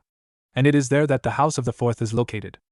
Looking around, Naruto called all of his clones, who had also received new information, and told them to continue training for another half hour before dissipating, while he headed towards the area he had read about. Previously, he always thought it was just an abandoned area that was located quite far away. That is why he never went there, but now, he intended to do a reconnaissance of that place before getting inside. Reaching the beginning of that place, Naruto began to walk along the border of the area, noticing that it was only a few chunin guarding it, who were lazily patrolling its borders. He didn't know why there were so few guards, but a sly grin appeared on his face, since the great pranker Naruto Uzumaki could never be noticed or caught by ordinary chunin, and this was always his strange and surprising ability for others. Iruka was the only one who somehow managed to catch him, which was also his personal ability. After watching the chunin for a bit, and studying the area around, Naruto bought a couple of bowls of ramen, and began to return home. After breakfast, and receiving another dose of memories from the clones who had finished training, he rubbed his temples, and took out a blank sheet of paper, began to plan, and this time not prank. Planning to leave early in the morning, Naruto took a shower and went to bed with an alarm clock, anticipating his tomorrow's infiltration mission. 6 hours later. Early in the morning, before the sun had even risen, an alarm clock rang in front of the young Uzumaki's bed. Opening his sleepy eyes, Naruto quickly turned it off, and lazily lifting his ass out of bed, trudged off to wash and have breakfast. Damn, even though I know that a mission awaits me, but getting up so early for me is hell. I also slept only 6 hours. After breakfast and finally coming to his senses, Naruto prepared all the things he needed, and although he had circles under his eyes due to fatigue and lack of sleep, he still smiled with anticipation of his mission. After leaving the house, he climbed onto the roof of the building, and the first half of the way moved along them, but then, went down, and continued his movement through the courtyards, which he knew like the back of his hand. Finally, when he reached the border of the abandoned area, he hid in the safest place he knew, and carefully looked around.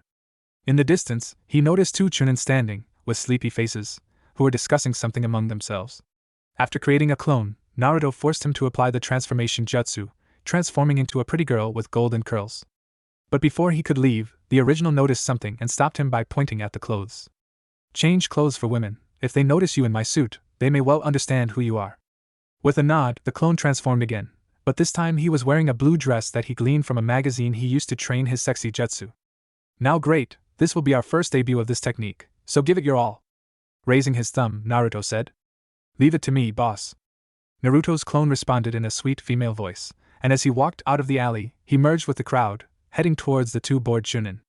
Seeing that the chunin pecked at his clone, and actively began to communicate with him, Naruto quickly slipped towards the abandoned part, jumping over the fence that separated some parts of the area. But suddenly, when he was about to go further, he came across an invisible wall, upon touching which various letters appeared, and small seals connected by invisible chains. Ouch! Naruto hissed as he plopped down on his ass while staring at this wall. Scratching the back of his head, he thought. Well, now it's clear why there are so few guards here. The area is surrounded by a protective seal. I think something like this was to be expected from a clan that was renowned for the highest skill in Fuin. But one question remains, how can I overcome this?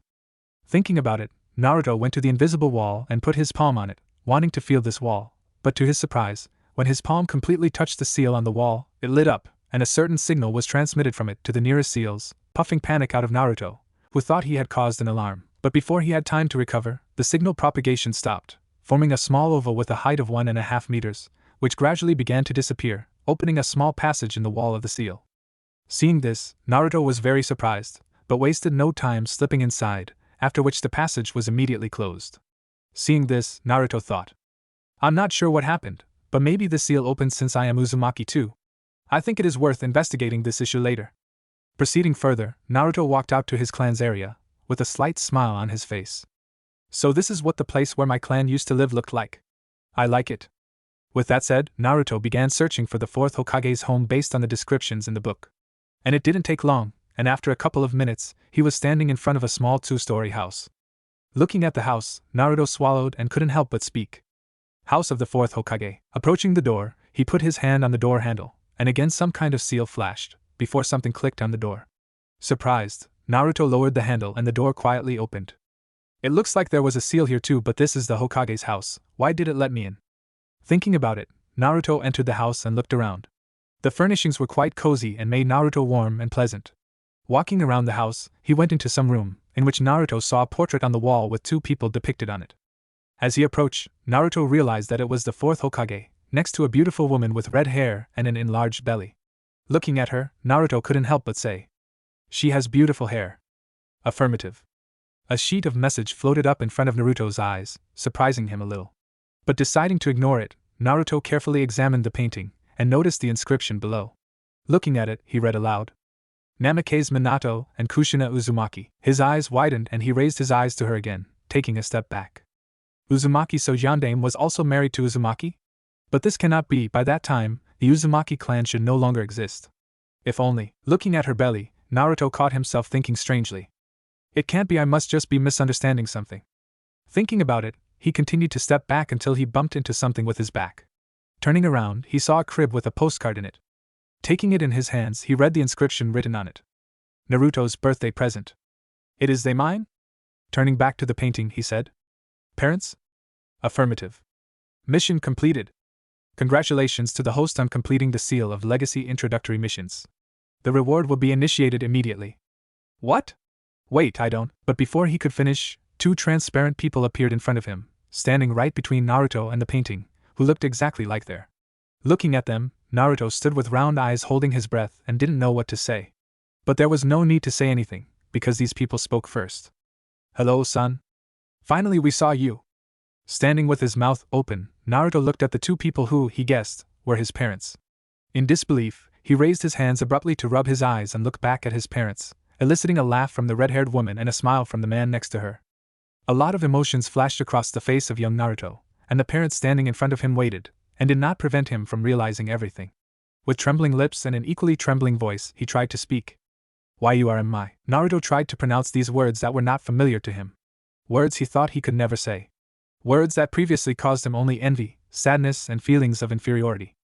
Gathering all his strength into a fist, Naruto was finally able to say it. "Are you my mom and dad?" With a face full of hope and expectation, he anxiously awaited an answer. Kushina and Minato looked at each other and, returning their gaze to their son, smiled, and Kushina replied, "Yes, Naruto. We are your mom and dad." Hearing their confirmation, Naruto could no longer hold back the flow of his emotions, and tears began to flow from his eyes, and although he tried to hold them back, all he managed to do was sniff. Seeing her son in such a state, Kushina could no longer contain herself and finally rushed to her child, hugging him, thereby surprising Naruto even more.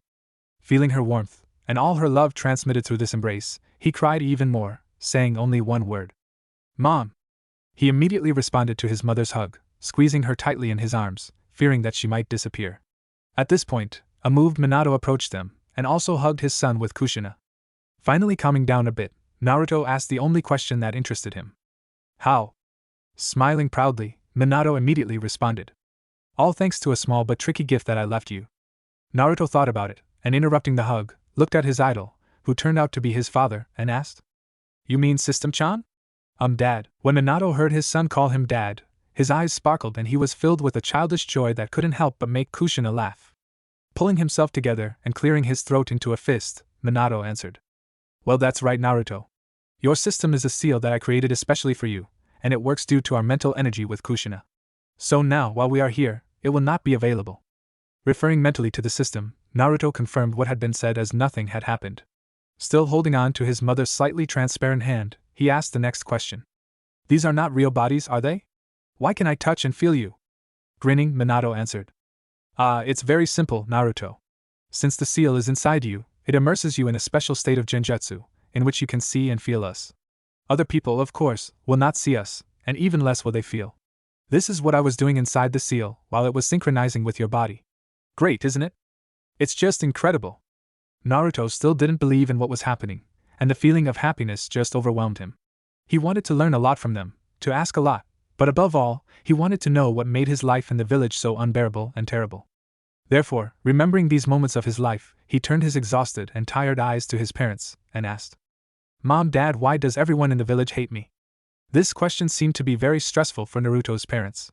Minato and Kushina could see how much pain their son was holding back when he asked them this question, and although they didn't know yet what was the matter, seeing their son's expression like that caused a heavy and oppressive feeling of pain inside them. Minato looked at Kushina and she nodded to him, then smiled tenderly and pulled Naruto along onto the sofa, sitting him on her lap and taking him into her embrace, thereby embarrassing the boy and taking him out of this heavy mood. Naruto, we're not entirely sure what you asked, but Naruto was about to say something, but was stopped by Kushina, who smiled reassuringly at him, and continued to speak. But don't worry, Naruto, Mom and Dad will see for themselves now and figure it out, okay? Not understanding what they were talking about, Naruto just nodded silently, but inside he felt an incredible warm feeling that he lacked so much. The feeling that someone is worried and cares about you. At that moment, Minato came up to them, and knelt down in front of his son, who was sitting on Kushina's lap, put his right hand on the boy's head, and his left hand on Kushina's shoulder, in order to look into his memory. Immediately after that, the bodies of Kushina and Minato began to flicker a little, causing slight anxiety in the boy, but literally in a second everything stopped, and Minato removed his hand from Naruto, and stood with his head bowed, hiding his gaze behind his hair. At this time, Kushina clenched her fists, and she was surrounded by a terrible aura, because of which her hair began to rise slightly. She turned her serious and angry gaze to Minato to see a similar expression on his face. Minato, absolutely everything didn't go as we hoped. Yes, the older blonde answered coldly, clenching his fists. Kushina thought for a bit and asked, Hiruzen? No, I do not think so. Minato shook his head, which caused Kushina's eyes to narrow, and she asked again. Then this is definitely the council. Or rather, it was Danzo. The man finished for her, evoking an even more oppressive aura in the red-haired woman. Naruto sat a little confused and didn't understand what his parents were talking about. The only thing he understood was that they somehow looked at his memories, and the past feeling of the chakra in his head confirmed this, but he still decided to clarify. Mom, Dad? What are you talking about? As soon as he gave his voice, the oppressive atmosphere immediately disappeared, and Kushina began to squeeze her son with a sweet smile, and said, Naruto, we just looked into your memories and, at that moment, her eyes became sad, and she continued. We are very sorry, this is all our fault, but here Minato interrupted her and said, No, it's completely my fault. Naruto still didn't quite understand what he was talking about. What is the fault? What are you talking about? Minato clenched his fists, and bowed his head in reply. Do you know who Jinchuriki are, Naruto? Jinchuriki? Lost in thought, Naruto remembered that he had just recently come across this term in one of the books in the library, and therefore replied. These are the people who carried the tailed beast inside, right? With a nod of his head, Minato continued. Right. Before you were born, your mother was one of them. Hearing something like that, Naruto's eyes widened and he looked in disbelief at his mother, who smiled bitterly at him as she continued to stroke his head. So then the fox demon that attacked Konoha, you were his Jinchuriki? Yes. Naruto got even more confused and asked. But if you were a nine-tailed fox's Jinchuriki, how did it happen that he attacked Konoha and Dad had to fight him? At this point Minato entered the conversation. During your childbirth, an unknown ninja in a mask appeared and kidnapped your weakened mother, using her condition to release the tailed beast out. For the next 5 minutes, Minato talked about the events that happened at that time, and when he finished at the moment when he sealed the QB into Naruto, he lowered his head and said, I'm sorry, Naruto. When I was sealing the QB inside you, I hoped that the villagers would perceive you as the hero of the village holding the monster in a cage within you, but I didn't take into account that so much information would be hidden, and that a false rumor would be sent into the village that you were the QB. I am very sorry, and I hope that someday you will forgive me. Naruto listened to all this with his head tilted, hiding his gaze from his parents, which made them a little nervous. Silently rising from the couch, Naruto stood with his eyes closed and began to speak softly. You know, all my life I thought that all the anger of people directed at me was somehow justified, and I just could not understand what and where I did wrong. I thought that due to the fact that I have no family, I do not get the necessary lessons, and I constantly make mistakes. Yes, mistakes that I began to consider as something normal for myself, and therefore I didn't try to delve too deeply into the cause of all this, and in their correction. Perhaps I was simply afraid that finding the answer would turn out to be even worse than I imagined. Kushina and Minato stared at their son in dumbfoundedness, and the only feeling they felt was the pain of realizing what their son had to go through in order to have such thoughts. An overwhelming sense of guilt filled them, and tears welled up in Kushina's eyes as she silently listened to her son's words. After a pause, Naruto continued. But now that I found out all this, I finally realized that it was all a complete misunderstanding, and that I had not done anything wrong. With a light and relaxed smile, Naruto finished, surprising his parents and giving them a little relief. That is, you are not angry with me? Or villagers? Minato asked hopefully, looking at his son. Naruto brought his hand to his chin and spoke as if thinking. Well, I would be lying if I said that I was not angry at all, but it can be solved. Ah. Of course, anything you are. His words were interrupted by Naruto's sharp punch in the stomach. As the former Hokage fell to his knees, holding his stomach, Naruto shouted. Think about your child's feelings before you put the tail beast in him and disappear, Dadabayo. Oh, of course, Minato replied quietly, backing away from the blow with a little breathlessness. Kushina, seeing this, couldn't help but laugh. Ha ha ha ha. Dadabayo then, huh? Now I can see for sure that you are my son. That's right. If someone offends you, let them know that the Uzumaki are not the ones to mess with, Dadabane. A happy Kushina yelled, raising her fist before gripping her baby even harder. Minato, on the other hand, was sweating a bit as he watched the mother and son duet with their strange verbal tics. But still, he finally got up and smiled too, seeing how the family finally reunited, returned a joyful mood. Naruto, embarrassed by his mother's onslaught of love, spoke up. Heh, come on, Mom, stop it. I feel awkward. I'm not used to all this yet. By the way, Dad, although I have forgiven you, you still have to make up for the time that you were not there and teach me a bunch of cool things and techniques. This is exactly what I created this seal for. Minato replied with satisfaction. Kushina, meanwhile, was thinking about something, and then her eyes lit up, and she turned to Naruto. Hey Naruto, show your mommy about your Fuinjutsu success. I'm sure you've reached even greater heights than Minato at your age. After all, without my training, his sealing was basic essential seals. Right, dear? Yes. If not for your mother, then I certainly would not have become who I am remembered in the world of shinobi. So I'm also interested to see your progress in this matter. Yet, unlike me, you are Uzumaki. Listening to their words, Naruto felt somehow embarrassed and ashamed, since he does not know a single seal at all, and will not be able to live up to the expectations of his parents. Looking fearfully at the expectant faces of his parents, he clenched his fists and answered honestly.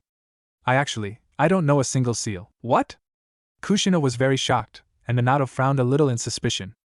Seeing their reaction, Naruto said, Not that I would not like to learn this, but until recently, I thought that I was a simple clanless orphan. I didn't know that the Uzumaki were a clan and that their descendants were good at Fuinjutsu. Hearing another sad news from Naruto, Kushina was outraged. What? They didn't even tell you that? Is it Danzo again? Kushina asked, turning to Minato, to which he just shook his head and expressed his opinion. No, this time I think it was Sarutobi. I can understand the cover-ups of his legacy as Namikaze, since I had many enemies that I annoyed. But I don't quite understand the hiding of his legacy as Uzumaki. Hearing this, Naruto decided to add. Even more, as I recently realized, most of the teachers at the academy deliberately sabotaged my studies so that I could not do my assignments normally and advance in the shinobi craft. They had the same look as the villagers. I think they also blamed me for the incident 12 years ago. Seeing Naruto's frown, Minato put a hand on Naruto's shoulder and said, Naruto, listen to me. You no longer need to think or worry about someone looking askance at you or not providing you with the proper training. Now that your mom and I are with you, we will take care of your training personally. That's right, Dadabane. Just rely on your amazing parents, and we'll make sure everyone in the village regrets they underestimated and treated my little angel badly. Seeing how his parents worried and supported him, moisture began to appear in Naruto's eyes again, but he quickly wiped it off with his sleeve and said with a joyful smile. Thank you, Mom, Dad. I will do my best and I will not let you down. I will make people see that Uzumaki Naruto is not who they think he is, Dadabayo. Nodding happily, Kushina said. That's the spirit. And don't forget to find yourself some brides so that Mom can quickly see her grandchildren, as well as the revival of the Uzumaki clan. Hearing this, Naruto immediately became embarrassed and blushed, and Minato looked strangely at Kushina, and said carefully, Kushina, I don't think it will be that easy, and besides, where did that jealous Kushina that I knew go? HMFF. It's one thing you, whom a lot of girls ran after in the past, and another thing is my lovely son, who has been deprived of attention all his life and has suffered enough. Everything is allowed to my little angel. Right, dear? Once again starting to squeeze her blushing and embarrassed child, Kushina asked. Naruto didn't know how to react to this, so he decided not to argue with his mom, and just go with the flow, answering. Ah yes, Mom, sweet. He. Seeing how embarrassed his son was, Minato thought it would be funny to watch him trying to find a bride. But then he remembered his sensei Jiraiya, and thought about how he would react if he found out that Kushina wants to collect a harem for his son. Most likely, he would have directed half of his intelligence network to spy on Naruto and his romantic affairs, for his research on the new book. Sighing, Minato looked at Naruto and said, Okay, Naruto. In fact, there is a time limit on how long we can be out of the seal per day. So I think we shouldn't waste any more time and start preparing for your training as early as possible. What do you think? Getting out of his mom's grip, making her pout in resentment, Naruto responded. Why yes. I'm ready, Dad. Nodding contentedly, Minato said. Then, I want you to prepare some necessary things for the training, which I will compose for you, and also, it would be nice if you could find a place hidden from prying eyes with a pond in which you could train without attracting prying eyes. Remember everything? Yes. After the system Chan worked, my memory became very good.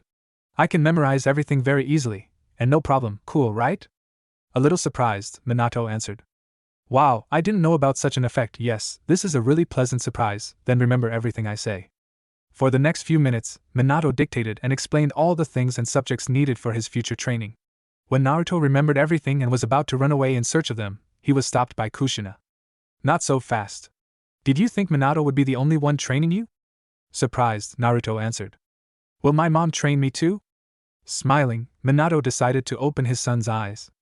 Actually, Naruto, your mom was one of the strongest ninja in the village, and in some ways, she was even cooler than me. Damn right, Databane. Even the dumb fox was no problem for me.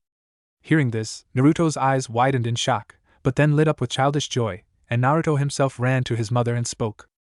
Wow, I didn't know that my mother was not only beautiful, but also damn strong.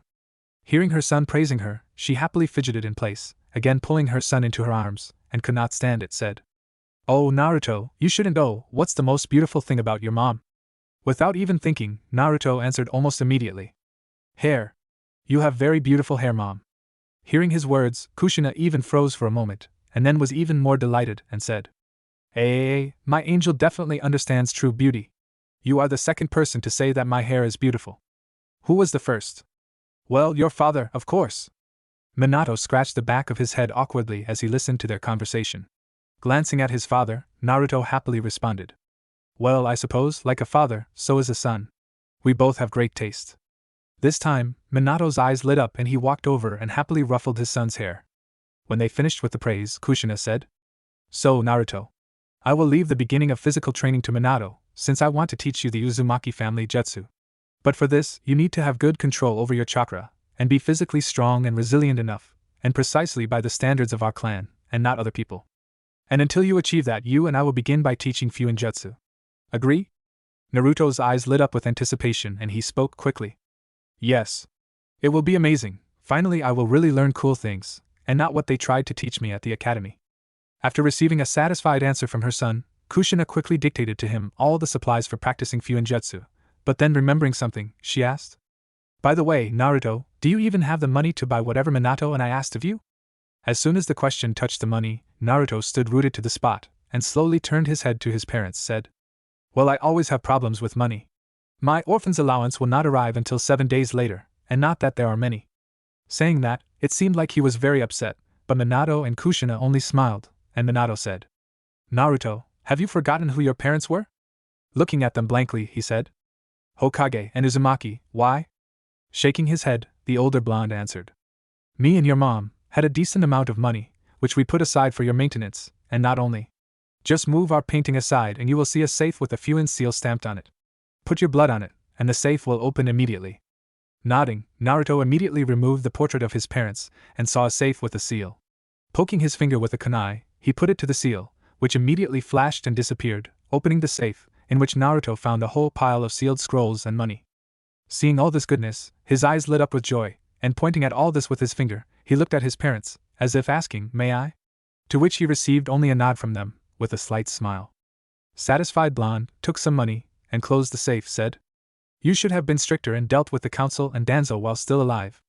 With a fist clenched, Minato answered, I know. But now it's too late to regret the past.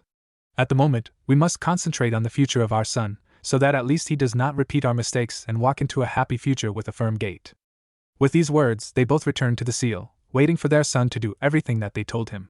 On this day, Naruto will begin his training, which will turn his life completely and irrevocably. 3 days later, Konoha territory. At the moment, Naruto was at the far end of the Konoha forest next to a small river, and was training according to his father's instructions. He tried to learn how to walk on trees, and during the breaks he trained chakra control, and even tried to learn how to walk on water. While walking on vertical tree trunks was not an easy task for him, but quite doable, his attempts to walk on water practically didn't work for him, and each time his failures left him drenched and irritated. Minato had long since reached the limit of being outside the seal, and after disappearing, left Naruto in the care of a system that monitored his progress. And so, after another fall of Naruto from the tree, a transparent window, imitating a scroll with ink inscriptions, appeared in front of him and announced the progress of his training. Reached the top of the tree, progress 58% out of 100%. Still not enough, keep trying, user. Damn, this is getting annoying. Aren't you tired of reminding me of this yet, System-chan? The purpose of the Legacy Seal system is to guide and assist the user in developing their skills and keeping them motivated. Yeah, sure, with this type of help, my motivation will disappear even faster, grumbled the annoyed blonde, getting up from the ground and looking back at the tree, about to make another try. Reminder to the user, you can still ask the system for one hint for this particular mission. Hearing this, Naruto froze in place, and, as if remembering something, banged his forehead with his palm and shouted. Damn it! I completely forgot that I have such an opportunity, Databeo. And where is my improved memory when I need it so badly, huh? Arc. After getting a little annoyed, Naruto finally calmed down and spoke to the system. System-chan, I want to use the hint. Affirmative. When climbing a tree, use different amounts of chakra in your feet, and pay attention to your footprints on the trunk of the tree. Then you will find the answer. Blinking, Naruto stood there staring at nothing and said. Again a riddle instead of direct help, and what was I hoping for? Taking this hint more calmly than before, Naruto decided to do as the system advised. He ran up a tree, trying to change the amount of chakra in his feet, and after a certain number of attempts, he began to examine the tree trunk on which he was running, analyzing the situation. So, these deepened traces were the time when I pumped up a lot of chakra, and literally tripped over my own feet, and almost broke a tree. The next time I barely used the chakra on my legs. I took at least 3 or 4 steps until the momentum was gone, and I lost my grip. Looking down a little in place, Naruto's face turned red with embarrassment, and he thought. Crap! It was so obvious, Databeo. I just need to get the right amount of chakra in my feet so that there is enough grip without damaging the tree or getting stuck in it. And it took me 2 days to figure it out. And the most offensive thing is that all this is in front of my father's eyes. How embarrassing, Databeo.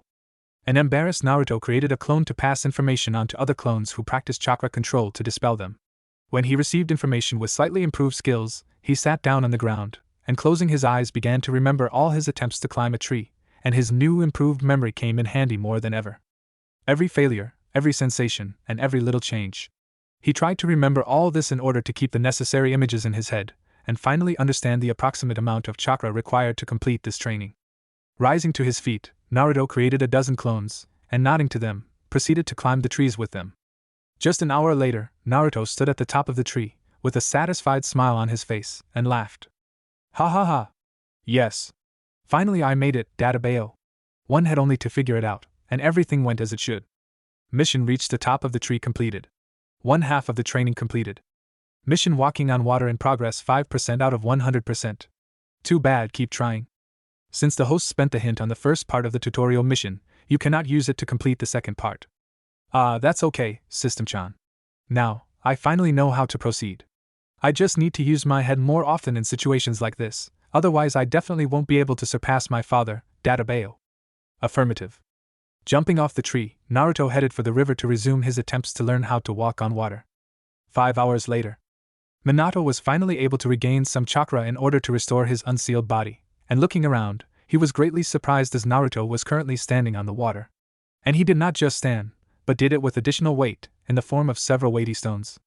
At the same time, behind him, a group of his clones were running and jumping on the water, trying to get used to this skill, and to be able to move on to active actions on the water, if necessary. Full of joy and pride for his son, Minato walked over to Naruto and said, You surprised me a lot, Naruto. Hearing a familiar voice, Naruto fell into the water in surprise, and emerged to stare at his father. Dad! Climbing back to the surface of the water, Naruto said embarrassedly. Haha, don't worry, Naruto. It took me about 2 to 3 days to master these 2 skills. So there is nothing to be ashamed of. You did a great job, son. Naruto's eyes lit up with praise and he scratched the back of his head in embarrassment, and laughed in response. Thank you, Dad. Although, unlike you, I used clones and took advantage of the help of the system. So without these benefits, I could have been stuck with it for at least a week. Nodding at his son's self-criticism, Minato again remembered the stones he trained with and asked. By the way, Naruto, where did you find out about weight training on the water? That was a reward for completing the training from System-chan. It told me about an improved and sophisticated version of this workout. So while you were gone, I decided to try it. With a nod, Minato said. Okay then, given your sudden successes, I think we can finish for today. Kushina is already rushing into battle to spend more time with you teaching Fuinjutsu. Yada! Now I can fully concentrate on my mom's lessons, and stop nodding and falling asleep from fatigue. Then recall the clones and head to our house. I will disappear and give my remaining time to Kushina so that you can spend more time. Delighted, Naruto ran to his father and hugged him and said, "Thank you, Dad." After that, he made a gesture with his hands, and after creating a clone, he immediately dispersed it, after which all other clones also dispersed. Naruto was really happy, because for the last 3 days, he spent almost all his strength on practice with his father, and he did not have the strength to continue studying with his mother. All this, coupled with the fact that, due to the excitement from spending time with his parents, he did not sleep enough, affected his body and general condition. Tired but still able to continue, he returned to his parents' house, where Kushina immediately appeared, and with a joyful expression on her face, she embraced her child. "I received news from Minato that you completed the assignment, and now we can practice normally." "Well done, Naruto. I knew that my little angel son would cope with all this in a short time, so that he could start lessons with his mom as soon as possible." Thanks, Mom. It still took me quite a while to get it right, though." Naruto was embarrassed, but he was in no hurry to break free from his mother's embrace. Still, it was what he dreamed of all his life, and now he enjoyed the love and attention of his parents to the fullest. Hearing his words, Kushina just snorted. "Pfft, you were more than quick, Naruto. It took me about 5 or 6 days to master these skills. All because of the huge amount of chakra from our ancestry. So it is not surprising that we need more time to master everything related to control and precise manipulation of the chakra. And seeing that you coped with just 3 days of training with your father, it says that I have a very talented son." With these words, she once again squeezed the embarrassed blonde in her arms, and then led him to the table, where a heap of papers, scrolls and books on Fuinjutsu lay from the previous lessons. "Well, I hope you are ready, because we are going to make up for everything that you missed because of your absent-mindedness and fatigue." "No problem, I'm ready, Databeo," Naruto stated by raising his fist in the air, showing that he was still full of energy. However, Kushina could see small bruises under his eyes. She was well aware that Naruto had been overstraining himself lately, and although he was Uzumaki and concentrating on training is very important, rest is an equally important part of training that should not be forgotten. So before starting her studies, she said, "By the way, Naruto, do you have a hobby?" "Hobby? I've heard this word before, but I'm not sure what it means." Naruto was a little puzzled as he had no one to talk to about such topics before. Hearing this, Kushina became a little sad, but still smiled and began to explain. "A hobby is a little passion, or a favorite pastime of a person in his free time. Something that can distract you and just relax your mind." After scratching his head, Naruto said, "Well, if you can call organizing jokes something like that, then probably I do have. Otherwise, I don't think I have a real hobby." "Then why don't you find it for yourself?" Naruto frowned a little and answered, "But then I will have less time for training, and I will not be able to become as strong as you and Dad. Not to mention surpassing you."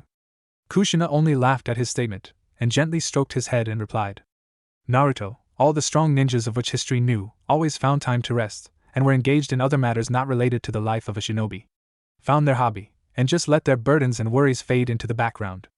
Listening to his mother, Naruto thought about it, and turned to her and asked, "Did you and Dad also have a hobby?" "Of course, Naruto. When I was young, I found an interest in music and often loved to sing. And your father, as a child, loved to draw in his free time, but when we met and he found out that I loved to sing, he specially learned to play the shamisen in order to play along with me while I sing. We often spent time writing small songs together, which we then sang." Kushina spoke about it with great warmth in her voice, and Naruto could see that this time was very dear to his mother. Thinking about something like that, Naruto smiled slightly himself and said, "That sounds great, Mom. I think I will try, like you and Dad, to learn and make music in my free time. I think it would be a good hobby, wouldn't it?" Seeing how her son with a bright smile chose the same hobby as her and Minato, she smiled brightly and nodded her head. "Yes, Naruto. And I hope that you start resting more, otherwise I can tell from the bruises under your eyes that you have not rested in quite a long time." "Seriously?" Naruto stood up and walked over to the mirror and stared at his slightly pale and tired expression. He was quite surprised, as he had not paid attention to it before. Sighing, he said, "Okay, Mom. I will be more careful to make time for rest." "That's good. Now let's get started." "Hi." So, for 3 hours, Kushina instructed Naruto in the art of Fuinjutsu. To Naruto's surprise, everything was much simpler and clearer than he originally thought, and more, it was much more interesting and more exciting than he thought. Seeing Naruto's surprise, Kushina explained that to all members of the Uzumaki clan, the study of Fuin seals is much easier than others. She called it a kind of Kekkei Genkai, which only strengthened Naruto's desire to delve into the study of this direction. While the mother and son couple sat in the theoretical part, sorting out some basic formulas, in the other part of the room, Naruto's clone sat and practiced calligraphy, improving the accuracy and speed of writing, which was an extremely important part of any seal. At the end of the lesson, Naruto was finally able to create his first and simple storage seal, and could already see ways to improve and expand it. Kushina was extremely pleased and proud of her son's learning speed, which even surprised her. My son is definitely gifted at this. I am sure that in the future he will remind the whole shinobi world why everyone was so afraid of the Uzumaki clan, Databane. At the end of the teaching, Kushina turned to Naruto. By the way, Naruto, it's been 3 days since you've been missing the academy. I think you should still return to it tomorrow, so as not to cause unnecessary problems and suspicions. I think it is too early for you to declare that you have learned about your heritage. At least until graduation from the academy. Naruto fell into a stupor and slapped his forehead again and said, Right, the academy, I completely forgot about this place, never missed it though. I think you're right. More than 3 days of absenteeism is too much even for my reputation as a lagging troublemaker. Then Kushina finally paid attention to her child's clothes and said, Hey Naruto, what are these clothes on you? It's all worn out and torn in places. And the style is a bit repulsive. Naruto cringed slightly at the criticism and answered, Well, it's just these are the only clothes that I liked from those that I could afford. Plus orange is one of my favorites. Kushina frowned, and again cursed the Konoha Council and the village idiots for making life worse for her son. Sighing, she thought a little and asked, Naruto, what other colors do you like besides orange? Clutching his chin, the blonde thought, and carefully listening to his feelings, answered, I think I like the color of your hair, that is, red I think. I also like blue, as well as white. But orange is my favorite. I see. Thinking again, Kushina remembered something and smiled as she said, So, Naruto, I cannot allow you to go to the academy in this outfit worn out by life and your training. Straining, Naruto examined his suit and said, But I don't have anything else. Maybe shorts with a vest, but I have them for a special occasion, so I don't wear them often. Laughing, Kushina answered, Don't worry, Naruto. I have the perfect replacement for you. Go up to the attic and find a black chest there. Okay. Rubbing the back of his head, Naruto stood up and headed into the hallway where the ascent to the attic was. Looking around, he was surprised how clean it was, but remembering the same situation in the rest of the house, he wrote it off on the seal. Noticing the black chest, Naruto approached it, and at that moment Kushina appeared next to him. She looked at the chest and said, Yes, this one, open it. After doing as instructed, Naruto opened the large lid and saw a set of clothes. At the very top was a white jacket, which he took in his hands and examined it carefully. It had black trim around the edges and a black collar with 3 black stripes running along the sleeves. This is the clothes your dad wore to the ninja academy when he was your age. Hearing this, Naruto's eyes widened and he examined the entire outfit again. In addition to the jacket, there were also black cargo shinobi pants, a white t-shirt with a mesh cape beside it, and black sandals with an elongated shaft. Returning his gaze to his mother, Naruto asked, So, the replacement you mentioned is, yeah, this is it. Do you want to try it on? Naruto looked at the clothes and nodded with a smile. Yes, I would like to try it on. Then go ahead, I'll be back in a few minutes. With that, Kushina disappeared, giving Naruto time to change. Quickly shedding his shabby jacket and trousers, he began to put on the clothes that his father had worn in his youth. A few minutes later, Kushina reappeared, and froze when she saw her son from the back, looking in the mirror. Right now, at that moment, he reminded her so much of young Minato that for a second she even confused him with him. Noticing someone's presence, Naruto turned around and when he saw his mother smiled and said, How do I look? Looks as good on me as on Dad? Smiling, Kushina wiped a little moisture from her eyes and lifted her finger to answer. Looks even better, Databane. Now you have something to go to the academy tomorrow. And if you want something else, then you can always take more money from our savings and buy whatever you want. Naruto was immensely happy. From the day his parents appeared in his life, he constantly felt warmth and love emanating from them, even though they could not be with him for a long time. Over the past 3 days, he has finally been able to feel some peace in his mind, and some peace within. Now, even the thought of recognizing him by other people did not bother him. Looking at the suit again, Naruto said, Actually, I like these clothes. It's a pity that there is nothing orange in it. Kushina raised her eyebrows and replied in a tone as if it wasn't a problem at all. Oh, this? Don't worry, it's easy to fix with Fuinjutsu. Let's go back to the room and we'll quickly make some small changes to these clothes. Really? Fuinjutsu can do that too? Oh, you haven't even seen what real Fuinjutsu is capable of. You can do anything with it, like at all. The main thing is to study it at a sufficient level. With sparkling eyes, Naruto returned to the room where he studied Fuin with Kushina, and under her strict guidance, he applied a certain Fuin structure to the inside of the black collar of his jacket. Well, that's it, now just put your chakra into it, and the whole black lining of the sweatshirt will change color. Nodding, Naruto injected his chakra into the seal, and at the same second, a dark orange color began to spread straight from it, until he completely filled and repainted all the black parts of the jacket. Looking at this, Naruto noticed that this orange was shifted slightly towards red. Looking at his mother, he received an answer from her. I decided that it would look better if the color is a little closer to the color of your beloved mom's hair, which you like so much. But if you don't like it, we can redo it, it's not difficult. No, everything is okay. I like it.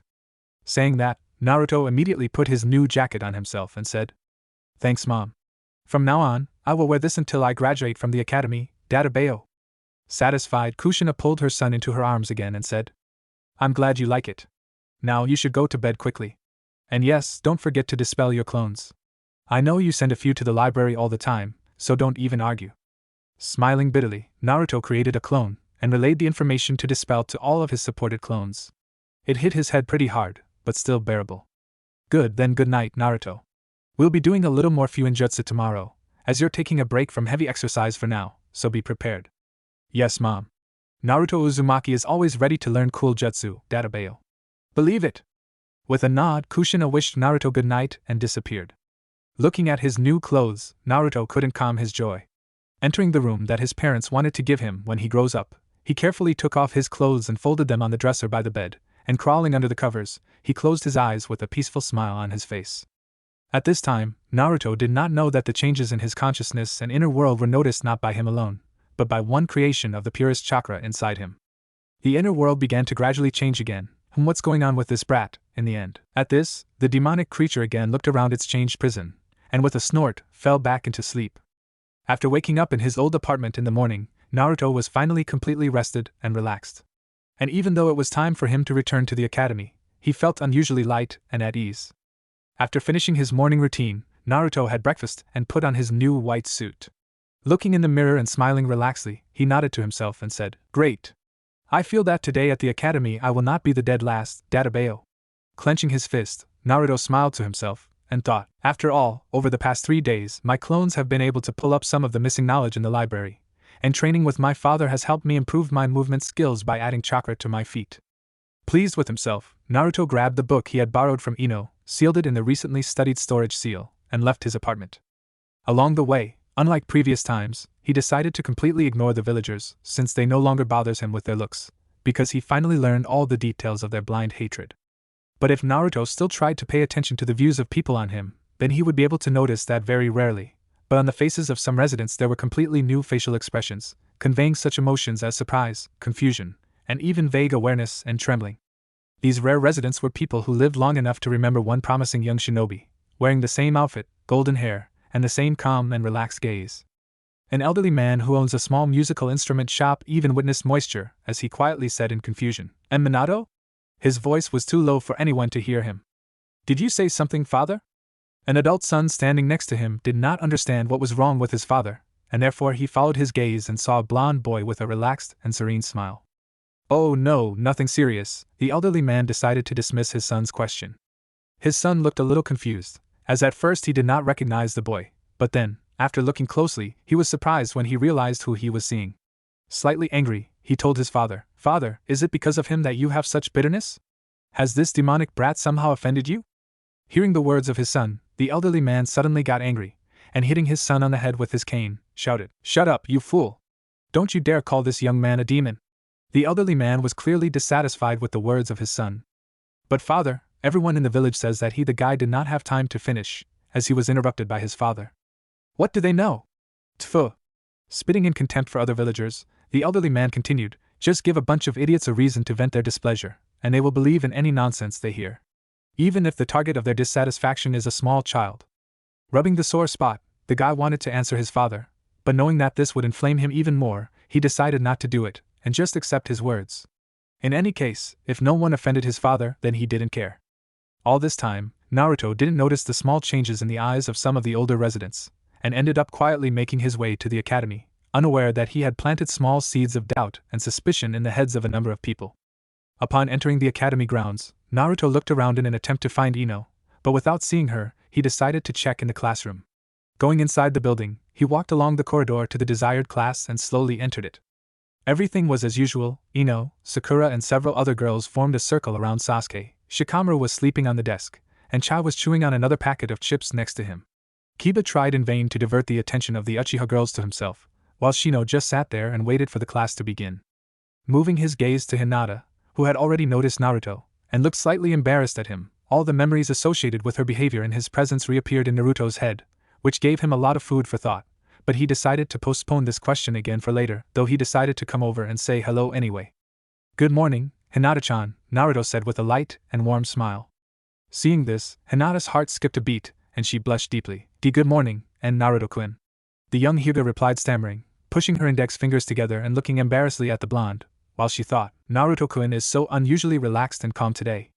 And his new clothes, it suits him." Blushing even more, the white-eyed girl carefully studied the object of her interest. Even his gaze changed and warmed, as if something had ceased to torment him. Something good must have happened. "I'm so happy for him." Nodding to the hovering Hinata, Naruto headed towards his desk, but as he passed the girls who were attracted by the Uchiha, he gently tapped Ino on the shoulder, distracting her from the flirtation. At first, the blonde frowned a little, not understanding who had thought to distract her from this battle for attention, but noticing Naruto and his new appearance, she quickly forgot what she was doing and said in surprise, "Naruto? Wow, I was wondering why you were away for so long, and you really decided to completely change your wardrobe, as I advised you." The blonde looked at the new Naruto with satisfaction, obviously pleased with his choice. "It definitely suits you almost perfectly. Of course, I could improve this image, but I think that what you have now is also quite a good option." Noticing that Ino stepped back from the circle, Sakura also shifted her gaze and spotted Naruto. She also saw his new clothes, and could not help but think that this is the first good thing that she saw in him for all time. But then, remembering all his loudness, his passion to annoy everyone with his pranks, and his constant obsession with her, she suppressed all extraneous thoughts from her head, and decided to make sure that he did not arrange another prank again, and also satisfy her interest, because lately, Ino has started communicating with Naruto quite often. Standing next to her friend, she began to listen to what they were talking about. "Right, Ino-san. From now on, this will be my daily outfit. But I didn't want to talk about that." Looking at Sakura looking at them, he returned his gaze to Ino. "I returned what I took from you not so long ago. Thanks again for giving me this thing, it helped me a lot." Saying that, Naruto handed her a small rolled-up scroll. Ino stood a little frozen in surprise. The way Naruto was talking to her now was completely different from what it had been before. Looking at him again, she realized that even the aura around him had changed, as if he had been reborn. Even Sakura, who was standing nearby, noticed this, and for a moment got confused, but quickly pulled herself together, and putting her hand on Ino's shoulder, pulled her out of her stupor. Young Yamanaka quickly came to her senses and said, "Oh yes, it's okay." Then taking the little scroll he gave her, she asked, "What is it?" "I sealed this object in a scroll so you don't have to carry it home yourself. Also, if you need my help, then I am always at your service, Databeo." Saying that, Naruto showed her a thumb and smiled warmly. After that, nodding to Sakura, he relaxed towards his seat. Following him with her gaze, the blonde looked at the scroll in her hand and said, "Sealed it? When did he learn to use seals?" "We haven't studied them yet," Ino asked this question without waiting for an answer. But she forgot that Sakura was nearby, who did not think about this situation as much as she should, and expressed her opinion. "That's right, even I don't know the seals yet." "This is definitely one of this dunce's pranks," Sakura said with folded hands and nodding to herself, "and I'd bet he's pretending to be calm on purpose to dampen our guard. If I were you, I would carefully check this seal before opening this scroll." Having finished her thought, the pink-haired girl returned to pestering the gloomy Uchiha, leaving Ino alone with her thoughts. Hearing Sakura's guess, Ino could not prevent such a move from Naruto. After all, she herself had previously assumed that the book she brought him could help him in his next joke. She decided to be careful and take this scroll to her father to check for unwanted surprises before opening it. She did not believe that Naruto knew the Fuin seals, and thought that this seal was either bought or stolen somewhere, or it was not a storage seal at all, but something else. Glancing suspiciously at Naruto, who still looked quite serene, a strange sensation of warmth and calmness emanating from him again returned to her. Remembering again Sakura's words that this could be his pretense, she decided not to attribute her usual logic here, and to trust her friend and her memories of Naruto's previous antics, so as not to allow herself to be caught in delusions. Only, she does not yet know that she has already become a victim of these very delusions, which in the future will turn her eyes on Naruto irrevocably. At this time, unaware of the two girls' thoughts about him, Naruto recalled his conversations with his mother about trying to start making music as a hobby. He remembered how she said that his father played the shamisen, and he remembered that he had seen this instrument once before, and it looked very long and fragile. Naruto wasn't sure if it would suit him, so he kept thinking, just because my father played the shamisen doesn't mean I'll play it too. I would like to first see what instruments exist in general, and perhaps find something that I personally like. Naruto scratched his head, and realized something. But I still have no idea how good I will be at music, and whether it suits me as a hobby in principle. I guess there is only one way to find out. I think it's worth going to a musical instrument store after class and finding the right instrument for me. At this point, Naruto's thoughts were interrupted by a loud Kiba. Hey Naruto! I am glad that you finally deigned to appear, because while you were away, I was able to become even stronger. Kiba lifted his nose smugly, pointing at himself with his thumb. Now, in each of our sparring sessions, I will look even better against your background. The main thing is not to stop skipping classes and wreaking chaos in the village. His loud words were able to wake up even the eternally sleepy Shikamaru, who lazily looked up, trying to understand where all this noise was coming from, and seeing Naruto returning and greatly changed, he began to observe the situation with interest. With an odd look at Kiba, Naruto replied, Why do you think I skipped in order to create chaos? Maybe I've been training hard all this time, haven't you thought about it? Naruto always had a hard time understanding this guy. He had family, friends, was part of an existing clan, but tried to attract attention no less than he himself had before. Unless in the practical jokes, in his opinion, he sucked. Hearing Naruto's answer, Kiba and the other students standing nearby just laughed. Kiba wiped a tear from his eye and said, Ha ha ha! Yeah, right. Where else could someone like you learn new ninja knowledge and skills besides the academy, huh? Don't kid yourself, you will always be in the role of a minor character when the main character in my face shines in plain sight. Saying that, he winked at Ino and Sakura, whose attention was drawn to this situation, but immediately showed sour expressions from just one glance at Kiba's flirting. Naruto only smiled in a relaxed manner, and replied in a calm voice, If that's what you think, then good. We can find out if your conclusions are correct or not at the next sparring. To everyone's surprise, instead of the usual loud and annoyed answer, Naruto kept himself completely calm, as if Kiba did not bother him at all. This definitely pissed off Kiba, who was expecting a completely different reaction, and now he was seething with inner anger. Seeing such a strange contrast, some of the kids now looked at Naruto a little differently. Even Sakura had to admit that at the moment, against the backdrop of the loud Kiba, the calm Naruto didn't look so bad. Now, she didn't know if he was really starting to change, or if it was all part of his pretense to act out at the end. In her and Ino's head, the image of a loud, obsessive and hooligan boy in an orange jumpsuit is so deeply ingrained that all the slightest changes for the better are either ignored or perceived with strong suspicion. The only girl in the class who looked at Naruto with warmth and admiration was the young Hyuga. She clearly saw that Naruto was able to take the path of change. He was able to do what she was trying so hard to achieve. Naruto-kun was able to start changing for the better, and I still remain the same. I also want to change, and become bolder. She clenched her fists, and decided next time to speak to Naruto first. If she can do this on an ongoing basis, then perhaps after some time, she will be able to tell him about her feelings. While a small light flashed in the eyes of the young Hyuga, one lazy Nara found this whole situation rather unusual. He did not draw any conclusions, but decided to closely follow the future practical exercises. At this time, Iruka entered the classroom and interrupted Kiba, who was about to start loud indignation towards Naruto. So students, go back to your seat, the lesson will begin now. Opening his journal, he began to check who was missing, and stopping at Naruto, said, Naruto, your long absence will not do you any good.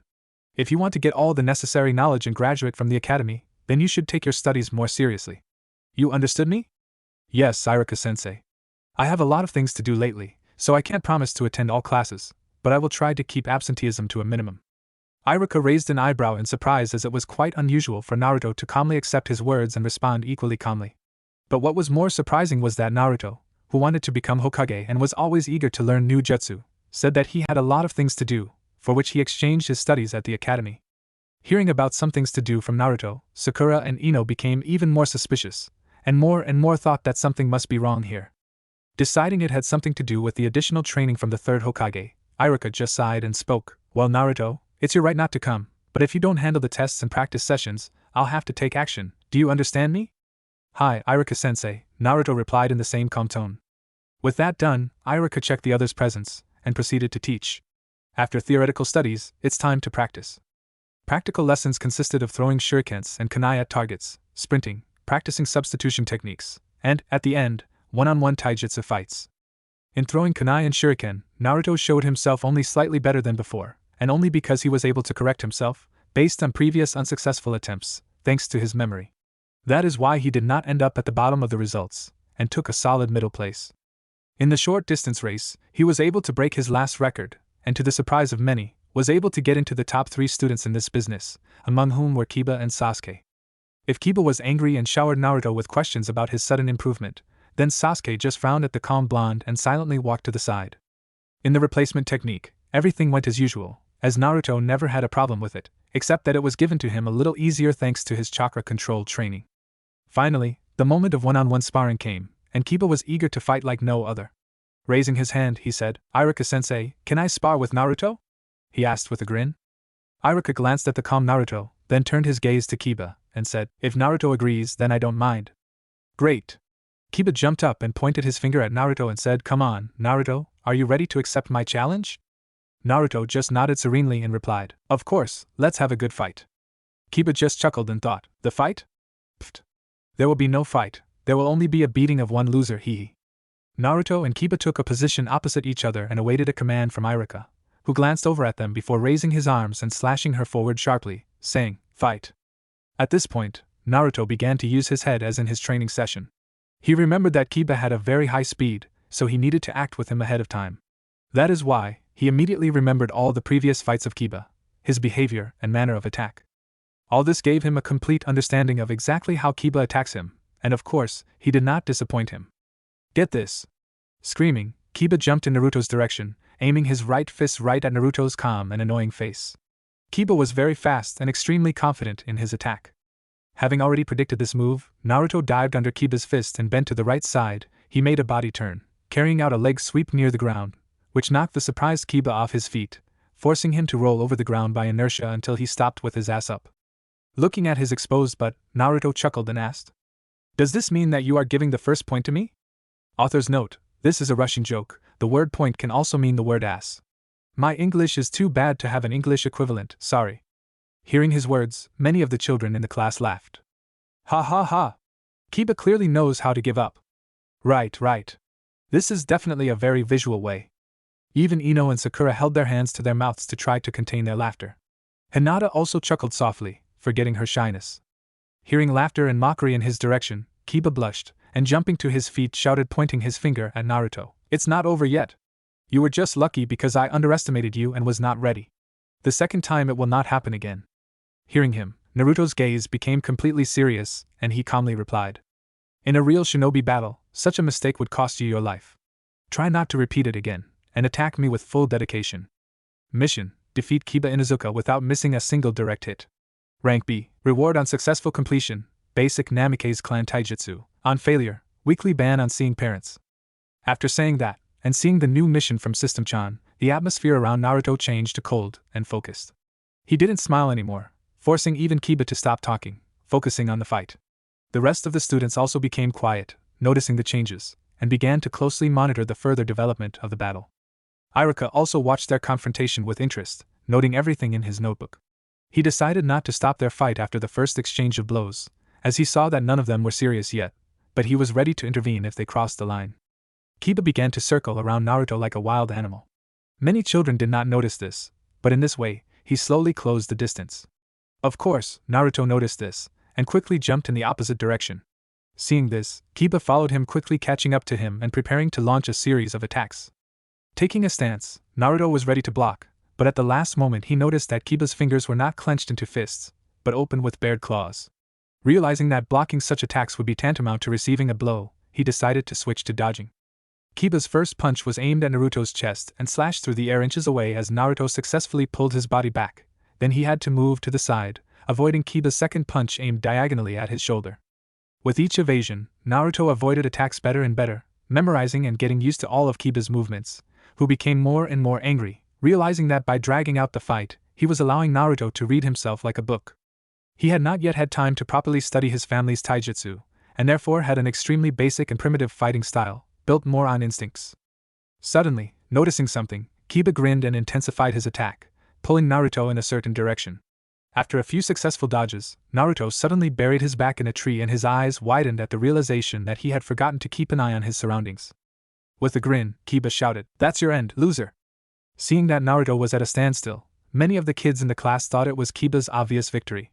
Sakura and Ino were not even surprised, as they initially assumed that this would all end, but what was their surprise when they saw Naruto just jump up, somehow landed on a tree, moving away from the claws that cut through its bark, and then, pushing off sharply like a yellow spot, he landed behind Kiba's back, and round robin kicked the surprised boy in the back, forcing him to fly into a tree and receive a second blow to the face from the tree trunk. The blow was strong enough for the disoriented Kiba to fall to the ground with a shattered nose. Naruto was about to land his second punch, but was interrupted by Iruka, forcing him to stop his punch inches from a frightened Kiba. Stop! The fight is over. The winner is Naruto Uzumaki. Hearing Iruka's words, Naruto relaxed, and his whole serious atmosphere was instantly dissipated, and with a carefree smile, he extended his hand to the confused Kiba and said, "It was a good fight. If I hadn't reacted fast enough, you would have gotten me. You're damn fast, Databeo." Hearing his words, Kiba also relaxed, and with a grin, he took his hand and stood up to answer. "Yes, this last move of yours was also damn fast. All I saw was a yellow spot, and then a blow." Wiping the blood from his face, he asked, "By the way, how could you jump so sharply from the tree? It was like you were stuck to it for a moment." Hearing his words, Naruto replied with a grin. "The magician never reveals his secrets, nor does the shinobi," Naruto then added with a laugh, "but your clan will definitely be able to tell and teach you about it." Realizing that Naruto was not going to tell him the details, Kiba decided to do as he advised, asking his clan about it. The rest of the students watched in surprise as the recently feuding Naruto and Kiba were now talking calmly as they walked back to their side. Finally, plucking up courage, Hinata approached Naruto and said, "And Naruto-kun. Congratulations, it was a good fight." Hinata was very embarrassed, but still continued to stand and look at the surprised Naruto. "Thank you, Hinata-chan. Do your best too, I will cheer for you, Databeo." Hi. Hinata was very happy. She not only managed to be the first to speak to him, but also to get his support for her fight. Clenching her fists, she was ready to give her all. Sakura and Ino looked at Naruto with difficult eyes, but Sakura was the first to come out of this state, saying, "He must have been just lucky. It's impossible to improve so much in such a short time for him." With that, Sakura headed towards the frowning Uchiha, who was still trying to figure out how Naruto could use this tree as a support in a situation like this. Left alone, Ino glanced again at the relaxed Naruto, who was chatting sweetly with Hinata, looking at which one could see that she was clearly in love with him. She felt a little jealous as she could never get such warm companionship from Sasuke. Taking one last look at Naruto, she sighed and headed to regain control of the situation around Sasuke with the other girls. Shikamaru, who was closest to Naruto and Kiba, overheard their conversation and realized that their blonde classmate had become not only stronger, but also more cautious. Naruto really began to change, and Shikamaru found it interesting, but he was too lazy to start communicating with him and find out everything for sure. So he dropped the question until Naruto wanted to talk to him, otherwise it would be too troublesome. The rest of the battles were pretty boring. The only two fights that interested Naruto were Hinata's fight against the clanless child, where the heiress of the Hyuga family easily won, and shone like the sun, receiving praise from Naruto, and Sasuke's fight against Chai, where the chubby boy, although he was slow, but on the surprise is quite strong. This was understandable after Sasuke's first attempt to block his punch, after which he was thrown a few steps back. Realizing this, Sasuke took advantage of his speed and ended the fight with a series of quick punches to the weak points of his body, incapacitating the plump boy. With this, the school day ended, and the students began to go home. Naruto was also able to receive praise from Iruka, who was extremely surprised at his ability to temporarily attach to vertical objects with his chakra. Naruto decided not to tell him that he had already learned full tree walking, and water walking as well. Standing at the exit of the academy, Naruto thought, "Wow, the academy is no longer as boring and unpleasant as it used to be. I was also able to communicate with a couple of students, and my life begins to qualitatively change. I can't believe that I used to put so little effort into acquiring new knowledge." Leaving the academy grounds, Naruto headed towards the shops, thinking, "Anyway, now, as I planned, it is worth going to a musical instrument store. Hope I can find something suitable for myself." With this in mind, Naruto went in search of a store whose owner would not want to drive him away and would be ready to help him find an instrument. Walking the streets of Konoha, Naruto looked out for the musical instrument shops he needed, and noticing one, he headed straight for it. Going inside, he did not even have time to look around, as the seller appeared in front of him and said, "Welcome to wait a minute, is that you, that bastard troublemaker? In my shop there is nothing for you, get out." The seller sharply waved his hand, expelling the yellow-haired boy. Smiling bitterly, Naruto replied, "Dismissing a client is not the best policy for a business. But so be it, I'll look for another place. I'm sorry to trouble you." Saying that, Naruto turned around and left the store. The seller snorted irritably and said, "TSK, as if someone would trade with you." Spitting, the man returned to his store. Naruto just shook his head and with a sigh he continued looking elsewhere. After about 10 minutes, he found another musical instrument shop called Lotus Strings. Finding the name quite appealing, Naruto decided to try his luck and look inside. Entering the shop, Naruto was able to take a good look around before he noticed the old man, who was surprised to see him at first, but then smiled affably. It was a rather unusual reaction for Naruto, so he answered his smile with his own and walked over to ask, "Hello, Aji-san. I would like to start making music, but I'm not sure which musical instrument I should choose. Could you help me?" The man smiled and replied, "Of course, young man. You can find many different musical instruments in my shop. What type of instrument would you like for yourself?" the seller asked with interest. Naruto thought about it and remembered that his father played a stringed instrument, so first, he decided to try something similar. "I would like to see the string instruments first." Smiling even brighter, as if he heard something good, the seller got up from behind the counter and said, "Good choice, I think I have what you might like." The old man looked inquiringly at the blonde. Naruto tilted his head to the side at first, but then quickly realized what he wanted from him. "Naruto. Uzumaki Naruto, Databeo," the blonde said with a smile. "Nice to meet you, Naruto-kun. My name is Haji Yamamoto," the old man smiled back. "Nice to meet you too." Naruto was really happy that someone from the villagers did not feel any dislike or hatred towards him, and therefore, he smiled with all his 32 teeth. "So what instrument are we talking about?" "Wait a second, I'll show you," the old man replied with a smile, and turning around, he went to the wall and took off a pretty good quality shamisen from it. "What do you think about this?" The old man handed the instrument into the hands of the surprised boy. Looking at the shamisen in his arms, Naruto was surprised that the old man had given it to him. With an odd look at the old man, he quickly received an explanation. "At one time, I already saw the same young man who wanted to buy an instrument for himself, and it was the shamisen that he liked the most." Hearing this, Naruto widened his eyes in understanding, and then looked again at the instrument in his hands, and taking it as he once saw from street musicians, tried to pull a few strings to extract a couple of notes. Tum tum tum. The sound was quite unique, but not too bright. Naruto found it a little boring. He also drew attention to the size of this shamisen. It was small, but at the same time long and fragile. It was not very comfortable to hold it, so he immediately gave it back to the old man and said, "I don't think it suits me. Shamisen is a bit long for me, and it has a small body." He pointed to the deck, and he looks kind of frail. Naruto explained with a slight frown, then added, "And the sound was, how to put it better, cloudy? Melancholy?" He listed, with a hand at his chin, "It sounds somehow sad and boring. Is there something more sonorous and unusual?" After listening to him, the old man was at first surprised that he didn't like the shamisen, but he did not attach too much importance to this, since each person has his own preferences. He just pondered for a while, until he remembered one rather unusual instrument for their country. "Oh, I guess I have something interesting. This is a string instrument brought from another country. It is not too difficult to learn and has a very bright sound." Seeing Naruto's eyes light up, he said, "It's in my back room, I'll bring it right now." With these words, the old man went into the back room, and after a few minutes, returned with a stringed instrument that Naruto had never seen before. "Here, this instrument is called a guitar," Haji said as he passed the guitar to Naruto. Taking the guitar in hand, Naruto immediately noticed that it had a larger body, and much more strings. Taking it with a similar grab, he, like the last time, tried to pull a few strings to listen to the sound. Zenin, and the sound was quite sonorous and bright. It was completely different from what the shamisen sounded like. Naruto liked the sound, and holding it in his hands, the guitar did not give a feeling of fragility. Smiling, Naruto looked up at the old man Haji and said, "I like it. The instrument itself is quite hard, and there are also a lot of strings, which means that you can extract many beautiful and bright sounds." Naruto was pleased with the instrument, and wasted no time saying, "I would like to buy it. For how much are you willing to sell this guitar?" "Well, I have had this instrument for a long time, and no one wanted to buy it because of the unfamiliar look and possible learning difficulties, so I am ready to give it away for only 200 ryo, the old man offered a price, causing surprise to the young blonde. "So cheap?" Naruto was really shocked as he saw the price tags on other instruments, and the lowest was 450 ryo. "Are you sure, Haji-san?" "Hee, of course, don't worry." The old man just waved him off, and then asked, "You better tell me this, Naruto-kun, how do you look at me giving you guitar lessons? In the country where I got it, I managed to get some training to play it, so it will be extremely useful for you." "That's right, I forgot. I need guitar lessons, Databeo." Looking at the old man hopefully, Naruto said, "If it doesn't bother you, then I will be happy to visit you for training, and even ready to pay." Haji glanced at Naruto, and only laughed, replied, "Of course, kid, I suggested it myself.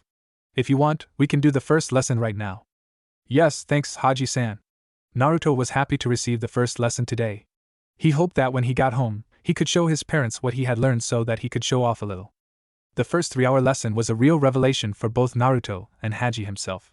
Naruto remembered everything with such a speed that it seemed that he would learn to play the guitar by tomorrow, and this is exactly what struck the old man a lot. On the other hand, Naruto was amazed not by this, but by how similar the music was to making seals. All notes, scales and sequences were extremely logical and structured, while they had many tonalities and harmonies, creating a whole bunch of all kinds of sounds. Thanks to his memory, by the end of the lesson, Naruto had learned absolutely all the positions of the fingers on the frets for chords that Hokage knew, and had already begun to learn how to play fingerpicking, and even learned 2 small melodies, and 1 simple song, from those that old man Hokage remembered for guitar. And what was Naruto's surprise when he found out that absolutely any song or melody can be played from absolutely any note, and apart from the tonality, almost nothing will change, with rare exceptions. The path of music opened up a whole new world for Naruto, so he continued to play the 3 tunes that Hokage showed him. For Naruto, these melodies with the song were pretty mundane and uninteresting, but at least they helped him develop muscle memory for his hands to rearrange his fingers on the frets of the fretboard without hesitation. Remembering the chords is one thing, but playing them is quite another. The hardest thing for Naruto was to coordinate his left and right hands, since both melodies required different actions from the hands. It was only when he was able to play all 3 songs without obvious hesitation or mistakes that Naruto was satisfied. Finally, I did it, Databeo. It was not easy, but after spending another hour, I was able to play these melodies without mistakes. Thank you, Hokage-san. The blonde seemed to be glowing with joy, causing a smile on the old man's face. Oh, you shouldn't thank me, Naruto-kun. It was a joy for me too. These days, youth rarely pay attention to anything other than study and training. And besides, your talent in music just amazed me. Even your voice while singing was not so bad, and how quickly you corrected your mistakes, in general, amazed me. With this pace, you will be able to learn everything by the next lesson, and all that remains for you is personal practice to develop a skill. Naruto scratched the back of his head in embarrassment, and replied, it's just that your explanations were very simple and straightforward. I'm not sure I could have learned everything without you. Oh, it's been a long time, I have to go home, Hokage-san. I'll come to you tomorrow for another lesson. Here, remembering something, Naruto asked, by the way, Hokage-chan, what is the best way to write songs? The old man was a little surprised, since the boy had just started to study the guitar, but seeing how quickly he was progressing, he answered. Well, that's a difficult question, Naruto-kun. Many people like to write music or songs about their emotional experiences, or about their surroundings. Someone writes about love, and someone just tries to convey their thoughts through songs. So, to put it simply, just write what's on your mind. Hearing his words, Naruto nodded and replied, yes, I think it makes sense, thanks. See you, Hokage-san. With these words, Naruto put the guitar in a case, and left in an unknown direction with a satisfied smile. You have a good son, Minato-kun. Having said so, the old man returned behind the counter, waiting for rare customers. At the moment, Ino and Sakura were walking with frustrated faces as their next attempt to spend time with Sasuke had failed. They were silent for most of the way, and only after a while they began to occasionally blame each other who was more to blame for Sasuke's finding them, and drove them out of his training place. It's all because of you, Forehead. If you weren't so clumsy, you wouldn't have revealed us so stupidly. Ino was still trying to prove her point. Do not put the arrows on me, it's all the fault of your large hips, Ino pig. If you hadn't been pushing, I wouldn't have fallen from the tree, and Sasuke wouldn't have realized that we're watching him.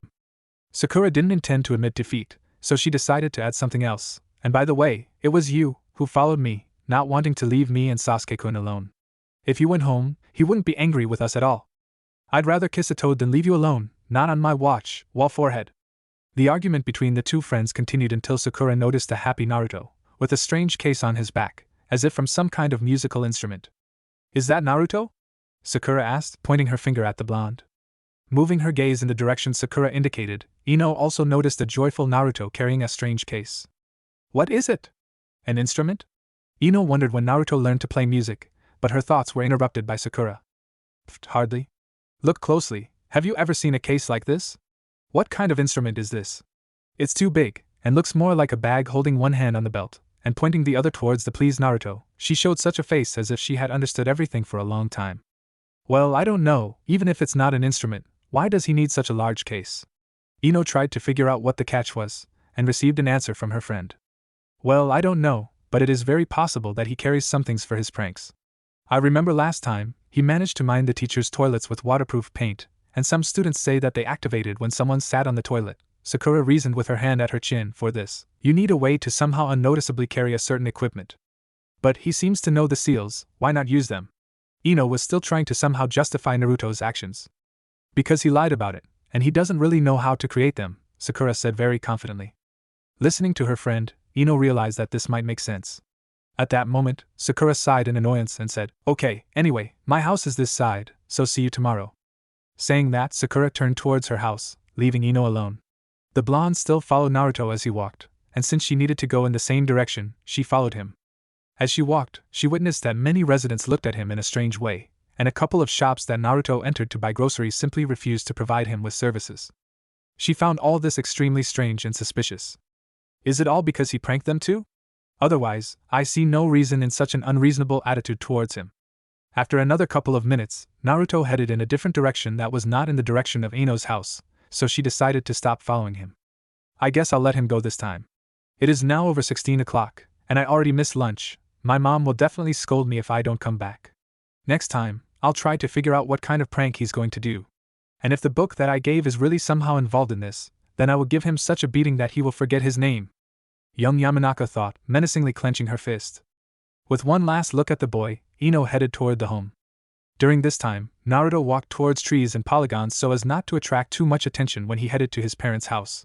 Walking along the trees, Naruto suddenly heard an explosion behind the bushes, followed by coughing and swearing. Deciding to check if everything was okay, Naruto quickly jumped in the direction of the noise and asked, "Hey, what happened? Are you okay?" "Kiki, yes, everything is fine. I just messed up with those damn seals again." In front of Naruto, under a tree, sat a girl about his age, with brown hair braided in two buns, and she was dressed in traditional Chinese style, in the form of a light pink waistcoat and blue-green cargo pants.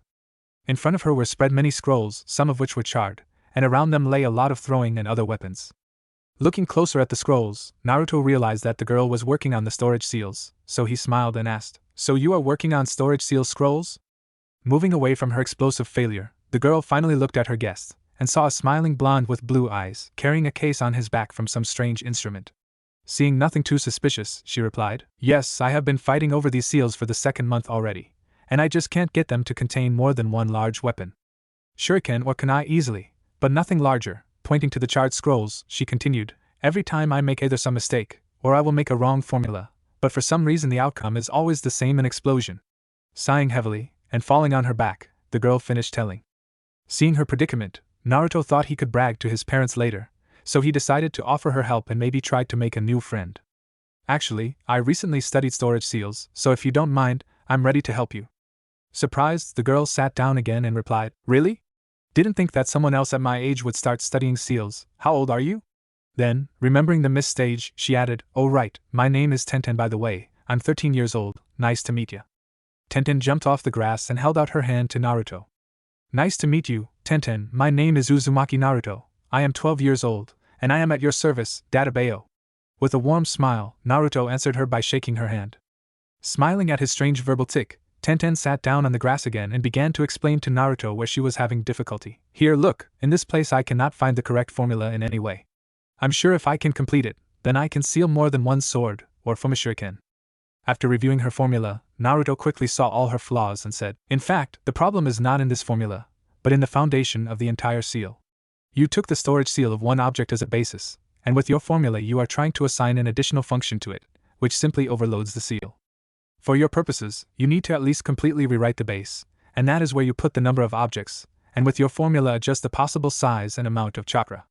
Then, Naruto went on to explain all the subtleties, showing by example what and how should be drawn. Tenten sat in complete shock at how deeply Naruto understood the topic.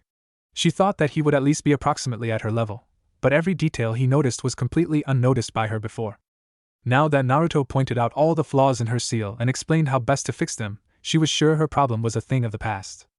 Quickly grabbing a brush, under Naruto's clear guidance, the girl began to draw a new seal, and when she finished it, she immediately decided to test it by sealing a pair of large blades of an unusual shape. Poof! Seeing that the explosion did not occur, and that the two objects disappeared, forming a new print on the print confirming this, Tenten was so overjoyed that she jumped on Naruto with an embrace. "Yes, it worked, thanks. Tenten didn't even notice that by knocking Naruto onto his back, they were in a very juicy position. Naruto, who suddenly found himself in her arms, was a little embarrassed, but was extremely glad that he was able to help, and apparently improve his relationship with a possible new friend. "Okay, Tenten. I'm glad you're happy, but could you please let me go?" Hearing his words, Tenten was finally able to understand what position they were in, so she quickly pulled away from the blonde, and sat on the ground with her knees bent. She laughed in embarrassment, and answered, "Sorry, I got carried away a little. I'm just really glad that I finally figured out this problem." Then, again remembering his skills, she asked, "Listen, could you, teach me about seals a little more? And in return I will teach you how to use all kinds of throwing and not only weapons. What do you say? Hearing her question, Naruto's eyes lit up and he happily replied, Of course. I just have some difficulty with throwing kunai, so your help would be more welcome than ever, Databeo. Great, I still have a few ideas for future techniques, and without knowledge of storage seals, they would not have worked. We can even practice and spar together to test each other's skills. Tenten was already making plans to study together with her new friend. Before, she never really got along with other children, as she was always more focused on her dream, to become the strongest kunoichi, like her idol, Tsunade Senju. And now, when she met Naruto, who was ready not only to help her but also was interested in her specialty, she was really glad. Moreover, the boy seemed to her rather sweet and likable. An extremely strong contrast to her classmate Niji, who was the most popular in her class at the academy. For her taste, Naruto was a much nicer guy. Naruto and Tenten continued to help each other with their stronger sides until they finished training, agreeing that from now on, they would start meeting at the same location every afternoon from now on. When they parted ways, Naruto couldn't help but think that this girl was really interesting. Previously, he did not have the opportunity to communicate with girls for so long, let alone help and train together. Now, he wanted not only to show off his new guitar skills to his parents, but also to talk about his new acquaintance. Thinking about all this, Naruto continued on his way home with a bright smile on his face. Hokage-sama. There is information on the object Uzumaki Naruto. In a spacious office with open windows, an elderly man in a white cape with a large white hat and a pipe in his mouth looked at the Umbu agent who was kneeling in front of him, and exhaling smoke said, Oh great, it's been a while since I checked how Naruto-kun is doing. I sent you yesterday to check him drawing in another batch of smoke, he continued. Is everything all right with him? Did he have any problems because of his pranks? No, Hokage-sama. After the incident with the painted faces of all the Kage at the monument, Uzumaki Naruto hasn't done anything like that again, and at the moment, he shows positive improvements in both his studies and his character. The Umbu agent in a bear mask reported, still kneeling and not daring to change positions without an order. Surprised, old man Sarutobi replied, Oh really? Taking another puff of smoke, Sarutobi smiled and said, It looks like Naruto-kun is starting to grow up. Well, it's good to hear that he's finally got his head around. Sarutobi approached Umbu and took the scroll from him, after which he asked, Is this the whole report? Hi, Hokage-sama. Answered the agent, still not changing position. Unrolling the scroll, Sarutobi checked the contents. Good job. Dismiss. Hi. With these words, the Umbu disappeared into the Shunshin. Walking over to the window, Sarutobi began to read the scroll until he finally came to the point where it was about Naruto's change of clothes. After reading the description, the Hokage could not help but be surprised, as it was very similar to what his father wore in his youth. Perhaps the red-orange edging was a distinctive feature of Naruto himself. Smiling warmly, Sarutobi thought, Minato, your son is starting to look more like you. Then after reading the part about the conflict with the boy from the Inuzuka clan, the Hokage laughed slightly, but he still seems to be showing more of Uzumaki's side. Kushina-chan would clearly be delighted. After finishing reading, the Hokage returned to his desk and thought again, By the way, the time will soon come to pay the orphan's allowance. Perhaps it is worth adding Naruto a little more this time, as I hope that now that he has decided to take up his studies, he will spend the money on his training, and not on gimmicks. And I hope that he has not forgotten about me and will visit me at that time. After smoking tobacco in his pipe, the Hokage ended his break, and with a weary glance at the stack of papers returned to work. Mission defeat 30 clones using Namake's basic fighting style completed. Reward Furin Seal of Resistance. Yes, I did it, Databeo. Ha ha ha. With severe shortness of breath, covered in bruises and mud, a satisfied blonde boy was lying on the ground. At that moment, Minato and Kushina appeared next to Naruto, and the red-haired woman spoke happily. Hey Naruto, we're back, how are you doing? Seeing the state of her son, the woman was a little taken aback, and suddenly ran up to him, asked, Naruto. What happened? Huh? What? Naruto noticed his parents just now, and lifting himself up heavily into a sitting position, he replied with a slightly frowning smile, This system-chan, that's what happened. She wanted me to fight 30 of my clones using the basic taijutsu of the Namake's clan. And so they used the same thing. Hearing this, Minato was surprised and said, Naruto, where did you learn this style? From System-chan, where else could I have learned this? Naruto didn't quite understand why the creator of this seal system was so surprised. Seeing his son's face full of confusion, whom Kushina had already managed to take into her arms, Minato smiled and answered, I just did not expect that the seal of legacy has developed so much that it can already transfer the knowledge of taijutsu to you. It's not as easy as showing the seals with explanations for the ninja technique. Minato's gaze clearly showed pride in his creation. Hearing his words, Naruto snorted a little and said, PF, this is not System-chan's only ability. This style was a reward for winning sparring. But the punishment was a ban on meeting you, he finished with a slight sadness in his voice. Hearing his words, Kushina and Minato looked at each other and asked him to retell everything. This is exactly what Naruto did, and by the end of the story, the parents' reactions were different. Ha ha ha ha. Well done, Naruto. Let those flee Inuzuka know their place, Databane. Kushina was completely happy with her son's performance. Minato, on the other hand, was a little thoughtful, showing a hint of frown on his face. When Kushina stopped laughing, he said, Naruto. Apparently, the development of the Seal of Legacy is proceeding in a rather unpredictable manner, and although my mother and I still have some influence on it, over time, this influence will be minimized. So there is a possibility that the system will really be able to block our ability to go outside, in the event of your failure of these missions. Hearing this, Naruto tensed slightly, and Kushina, who was still holding him in her arms, felt it. Looking at her son, she said warmly, Don't worry, Naruto. You have completed Seal of Legacy missions more than once. So I'm sure nothing will change in the future. Hearing his mother's words, and seeing his father nod in agreement, Naruto perked up, and jumped to his feet said, Right. All I have to do is just complete every damn mission of the system-chan, Databeo.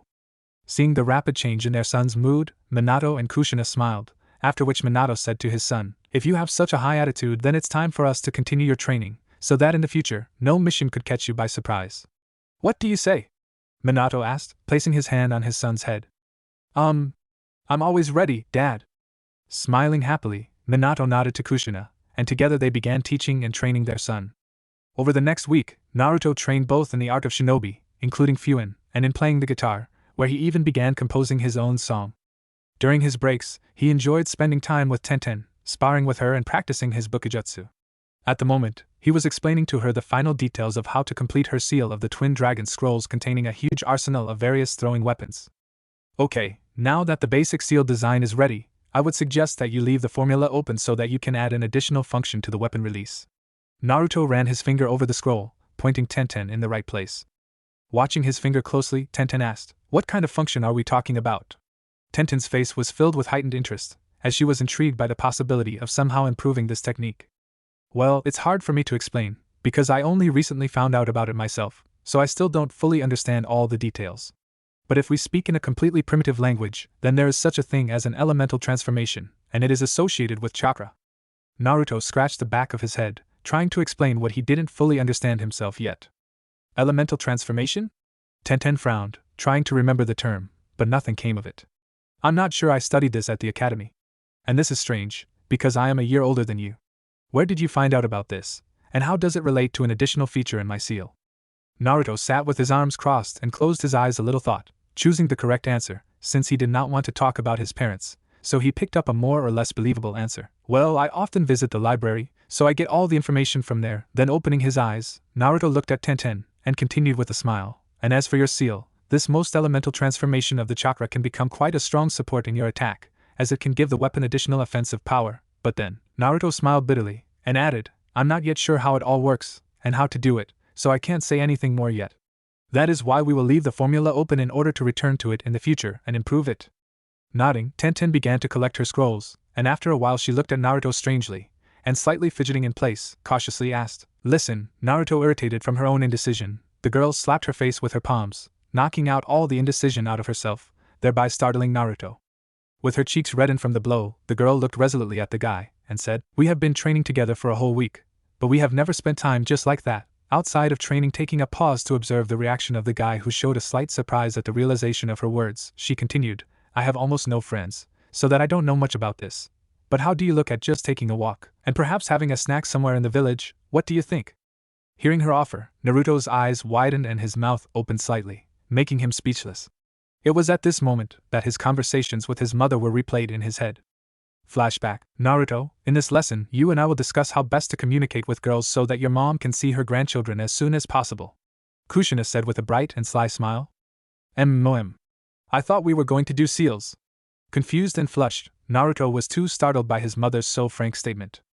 Oh no, you already absorb information like a sponge, and have already learned too much for your age, so today, your generous mommy will tell you a little about a girl's heart, so listen carefully and remember. After all, you are such a cutie, and I am sure that this knowledge will be useful to you very soon. Okay. Naruto still blushed as he listened to her words, but didn't resist. He may not have shown it, but this topic was no less interesting to him than shinobi techniques. He never knew how to communicate with the opposite sex, which was more than once confirmed by beating from Sakura or irritating other girls. Perhaps this will help him become less of a failure in this matter. Seeing that her son was ready to listen, Kushina nodded contentedly and lifted her finger like an all-knowing guru and began to explain. So, let's start with how to understand that a girl likes you. First, you need to understand that no matter how they all behave, and no matter what character they have, the way of thinking and behavior in the question of love for girls is more or less the same. Taking a pause to confirm that Naruto was listening intently, Kushina continued, let's start with the simplest situation. To be more precise, when a girl readily talks to you and always smiles in your presence. In most cases, this is a sufficient reason to start suspecting that she is not indifferent to you. And I'm not joking, if a girl is not interested in you, then most likely she will reduce communication with you to a minimum. Then folding her hands and nodding her head, Kushina noticed. Of course, this is not an absolute rule for everyone, and rather gives a 40% likelihood of liking. But this percentage can easily rise to 60 to 70 if a girl is ready to spend her free time with you. And this is especially true when she herself offers to spend this time with you. In this case, the odds increase up to 80 to 90. Naruto listened to his mother, and began to realize that there is nothing absolute in this science, and everything is built on imprecise probabilities that confuse him rather than give confident answers to his questions. But at least Naruto could rely on the numbers his mom had given him. At least something logical in describing relationships with girls. After letting her son process all the information received, Kushina continued her lecture. Next, we will consider a slightly different option. End of flashback. Rolling this conversation through his head, Naruto's thoughts began to rush with unimaginable speed. She offered to take a walk? Does that mean she likes me? Although she said it was something friendly? Damn, I don't have any experience with that either, Databeo. But she is absolutely right that all of our pastime together was training. The mother's explanation seemed more understandable when the situations she described were purely hypothetical. But now, in a real situation, I cannot determine anything for sure. Is it possible that she really liked me? Or is this her attempt to become closer friends? Seeing Naruto freeze, Tenten waved her hand in front of his face and said, Hey Naruto, are you okay? Tenten was already beginning to feel embarrassed, as his silence created a slight tension for her. Finally drawing his attention to her, Naruto had one last thought. As my mother said, even if she invited me to take a walk and spend some time together, it still does not mean that she is interested in something above friendship. So I can only be sure when we spend time with her outside of training. When he finished thinking, Naruto replied, Why yes. I'm fine. I was just surprised. I kind of don't have any experience with friends either. The attitude of the people of the village towards me is quite negative. With a sad smile, Naruto scratched the back of his head explaining his situation. Blinking her eyes in surprise, Tenten asked, Seriously? What a nonsense! You are one of the nicest people I have ever met. Especially among my peers. Especially among the guys. The last part she thought to herself. Hehe, thanks Tenten. Naruto was a little embarrassed, and decided to answer the compliment with a compliment. You are also one of the nicest and coolest girl among those that I have met. I always like to train with you. So I am sure that the time outside of training will be a great opportunity to get to know each other better, Tobeo.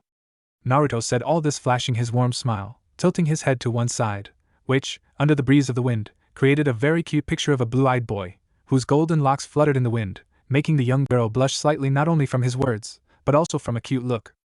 Oh, thanks. Tenten was embarrassed again, but quickly overcoming this, she said, Since we are both newcomers to all this friendly activity, then let's meet tomorrow at our usual place, and there we will decide where to go, and what to do. What do you think?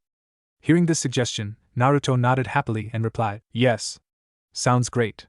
Tomorrow after the academy I will visit Haji-san to take the last guitar lesson, and after that I am completely yours. Hearing his choice of words, Tenten inadvertently bit her lip and thought, Completely mine? I like the way it sounds. Then, as if realizing her thoughts, she shook her head sharply, scolding herself inwardly. God, what am I just thinking about? Pull yourself together, Tenten, you don't have to screw up your first real friend. I don't even want to think that he will find me strange and start avoiding me. When they finished their inner storm of thoughts, Naruto and Tenten discussed the final details in the girl's battle seal, and parted ways, agreeing to meet the next day. Naruto returned home, ready to return to the academy, which he skipped again for several days, in favor of time with his parents and practice with Tenten.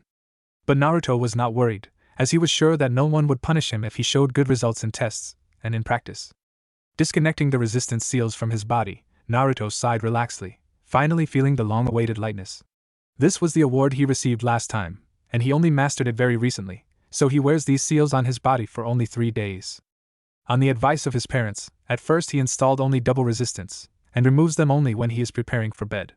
Now, Naruto himself understood that the body needs to be allowed to rest, otherwise there would be almost no benefit from such training.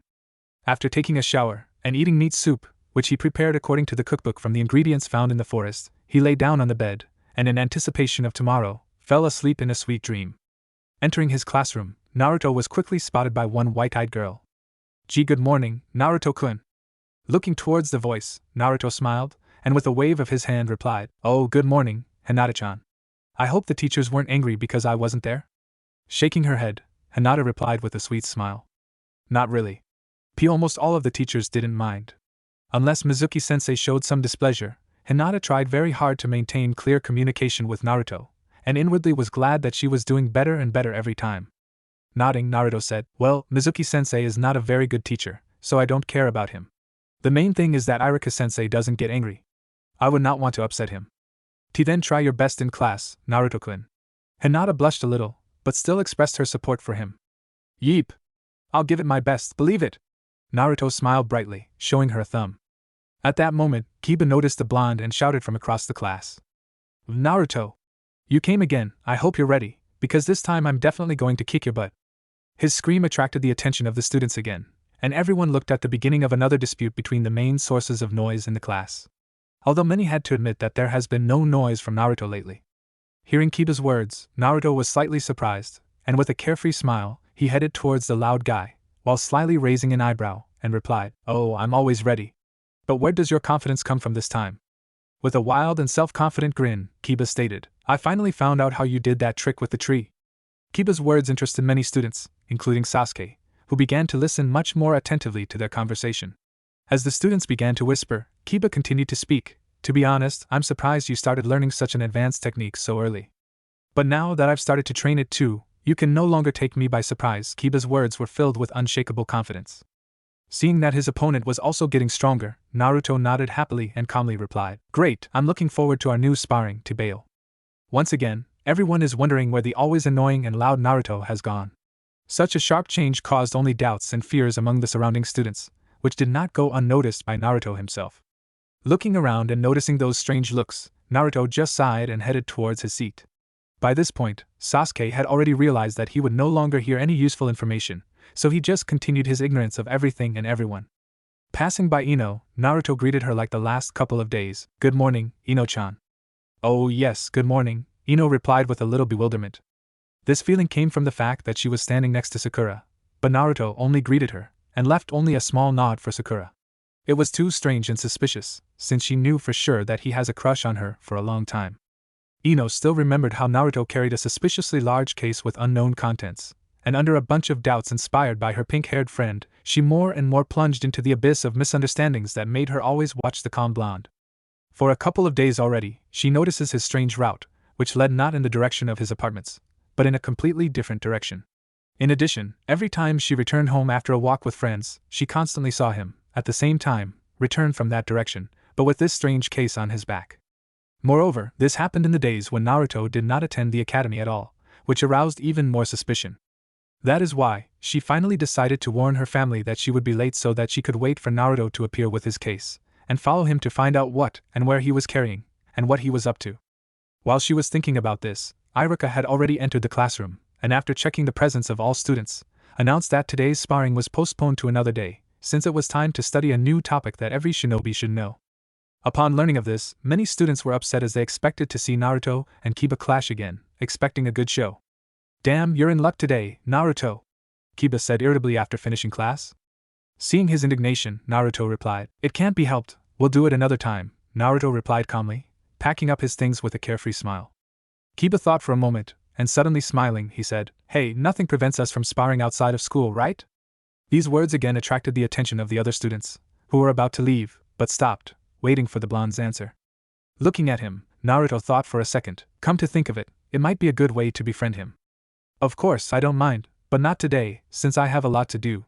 We can do it any other day you want." Hearing his answer, Kiba's face turned a little sour.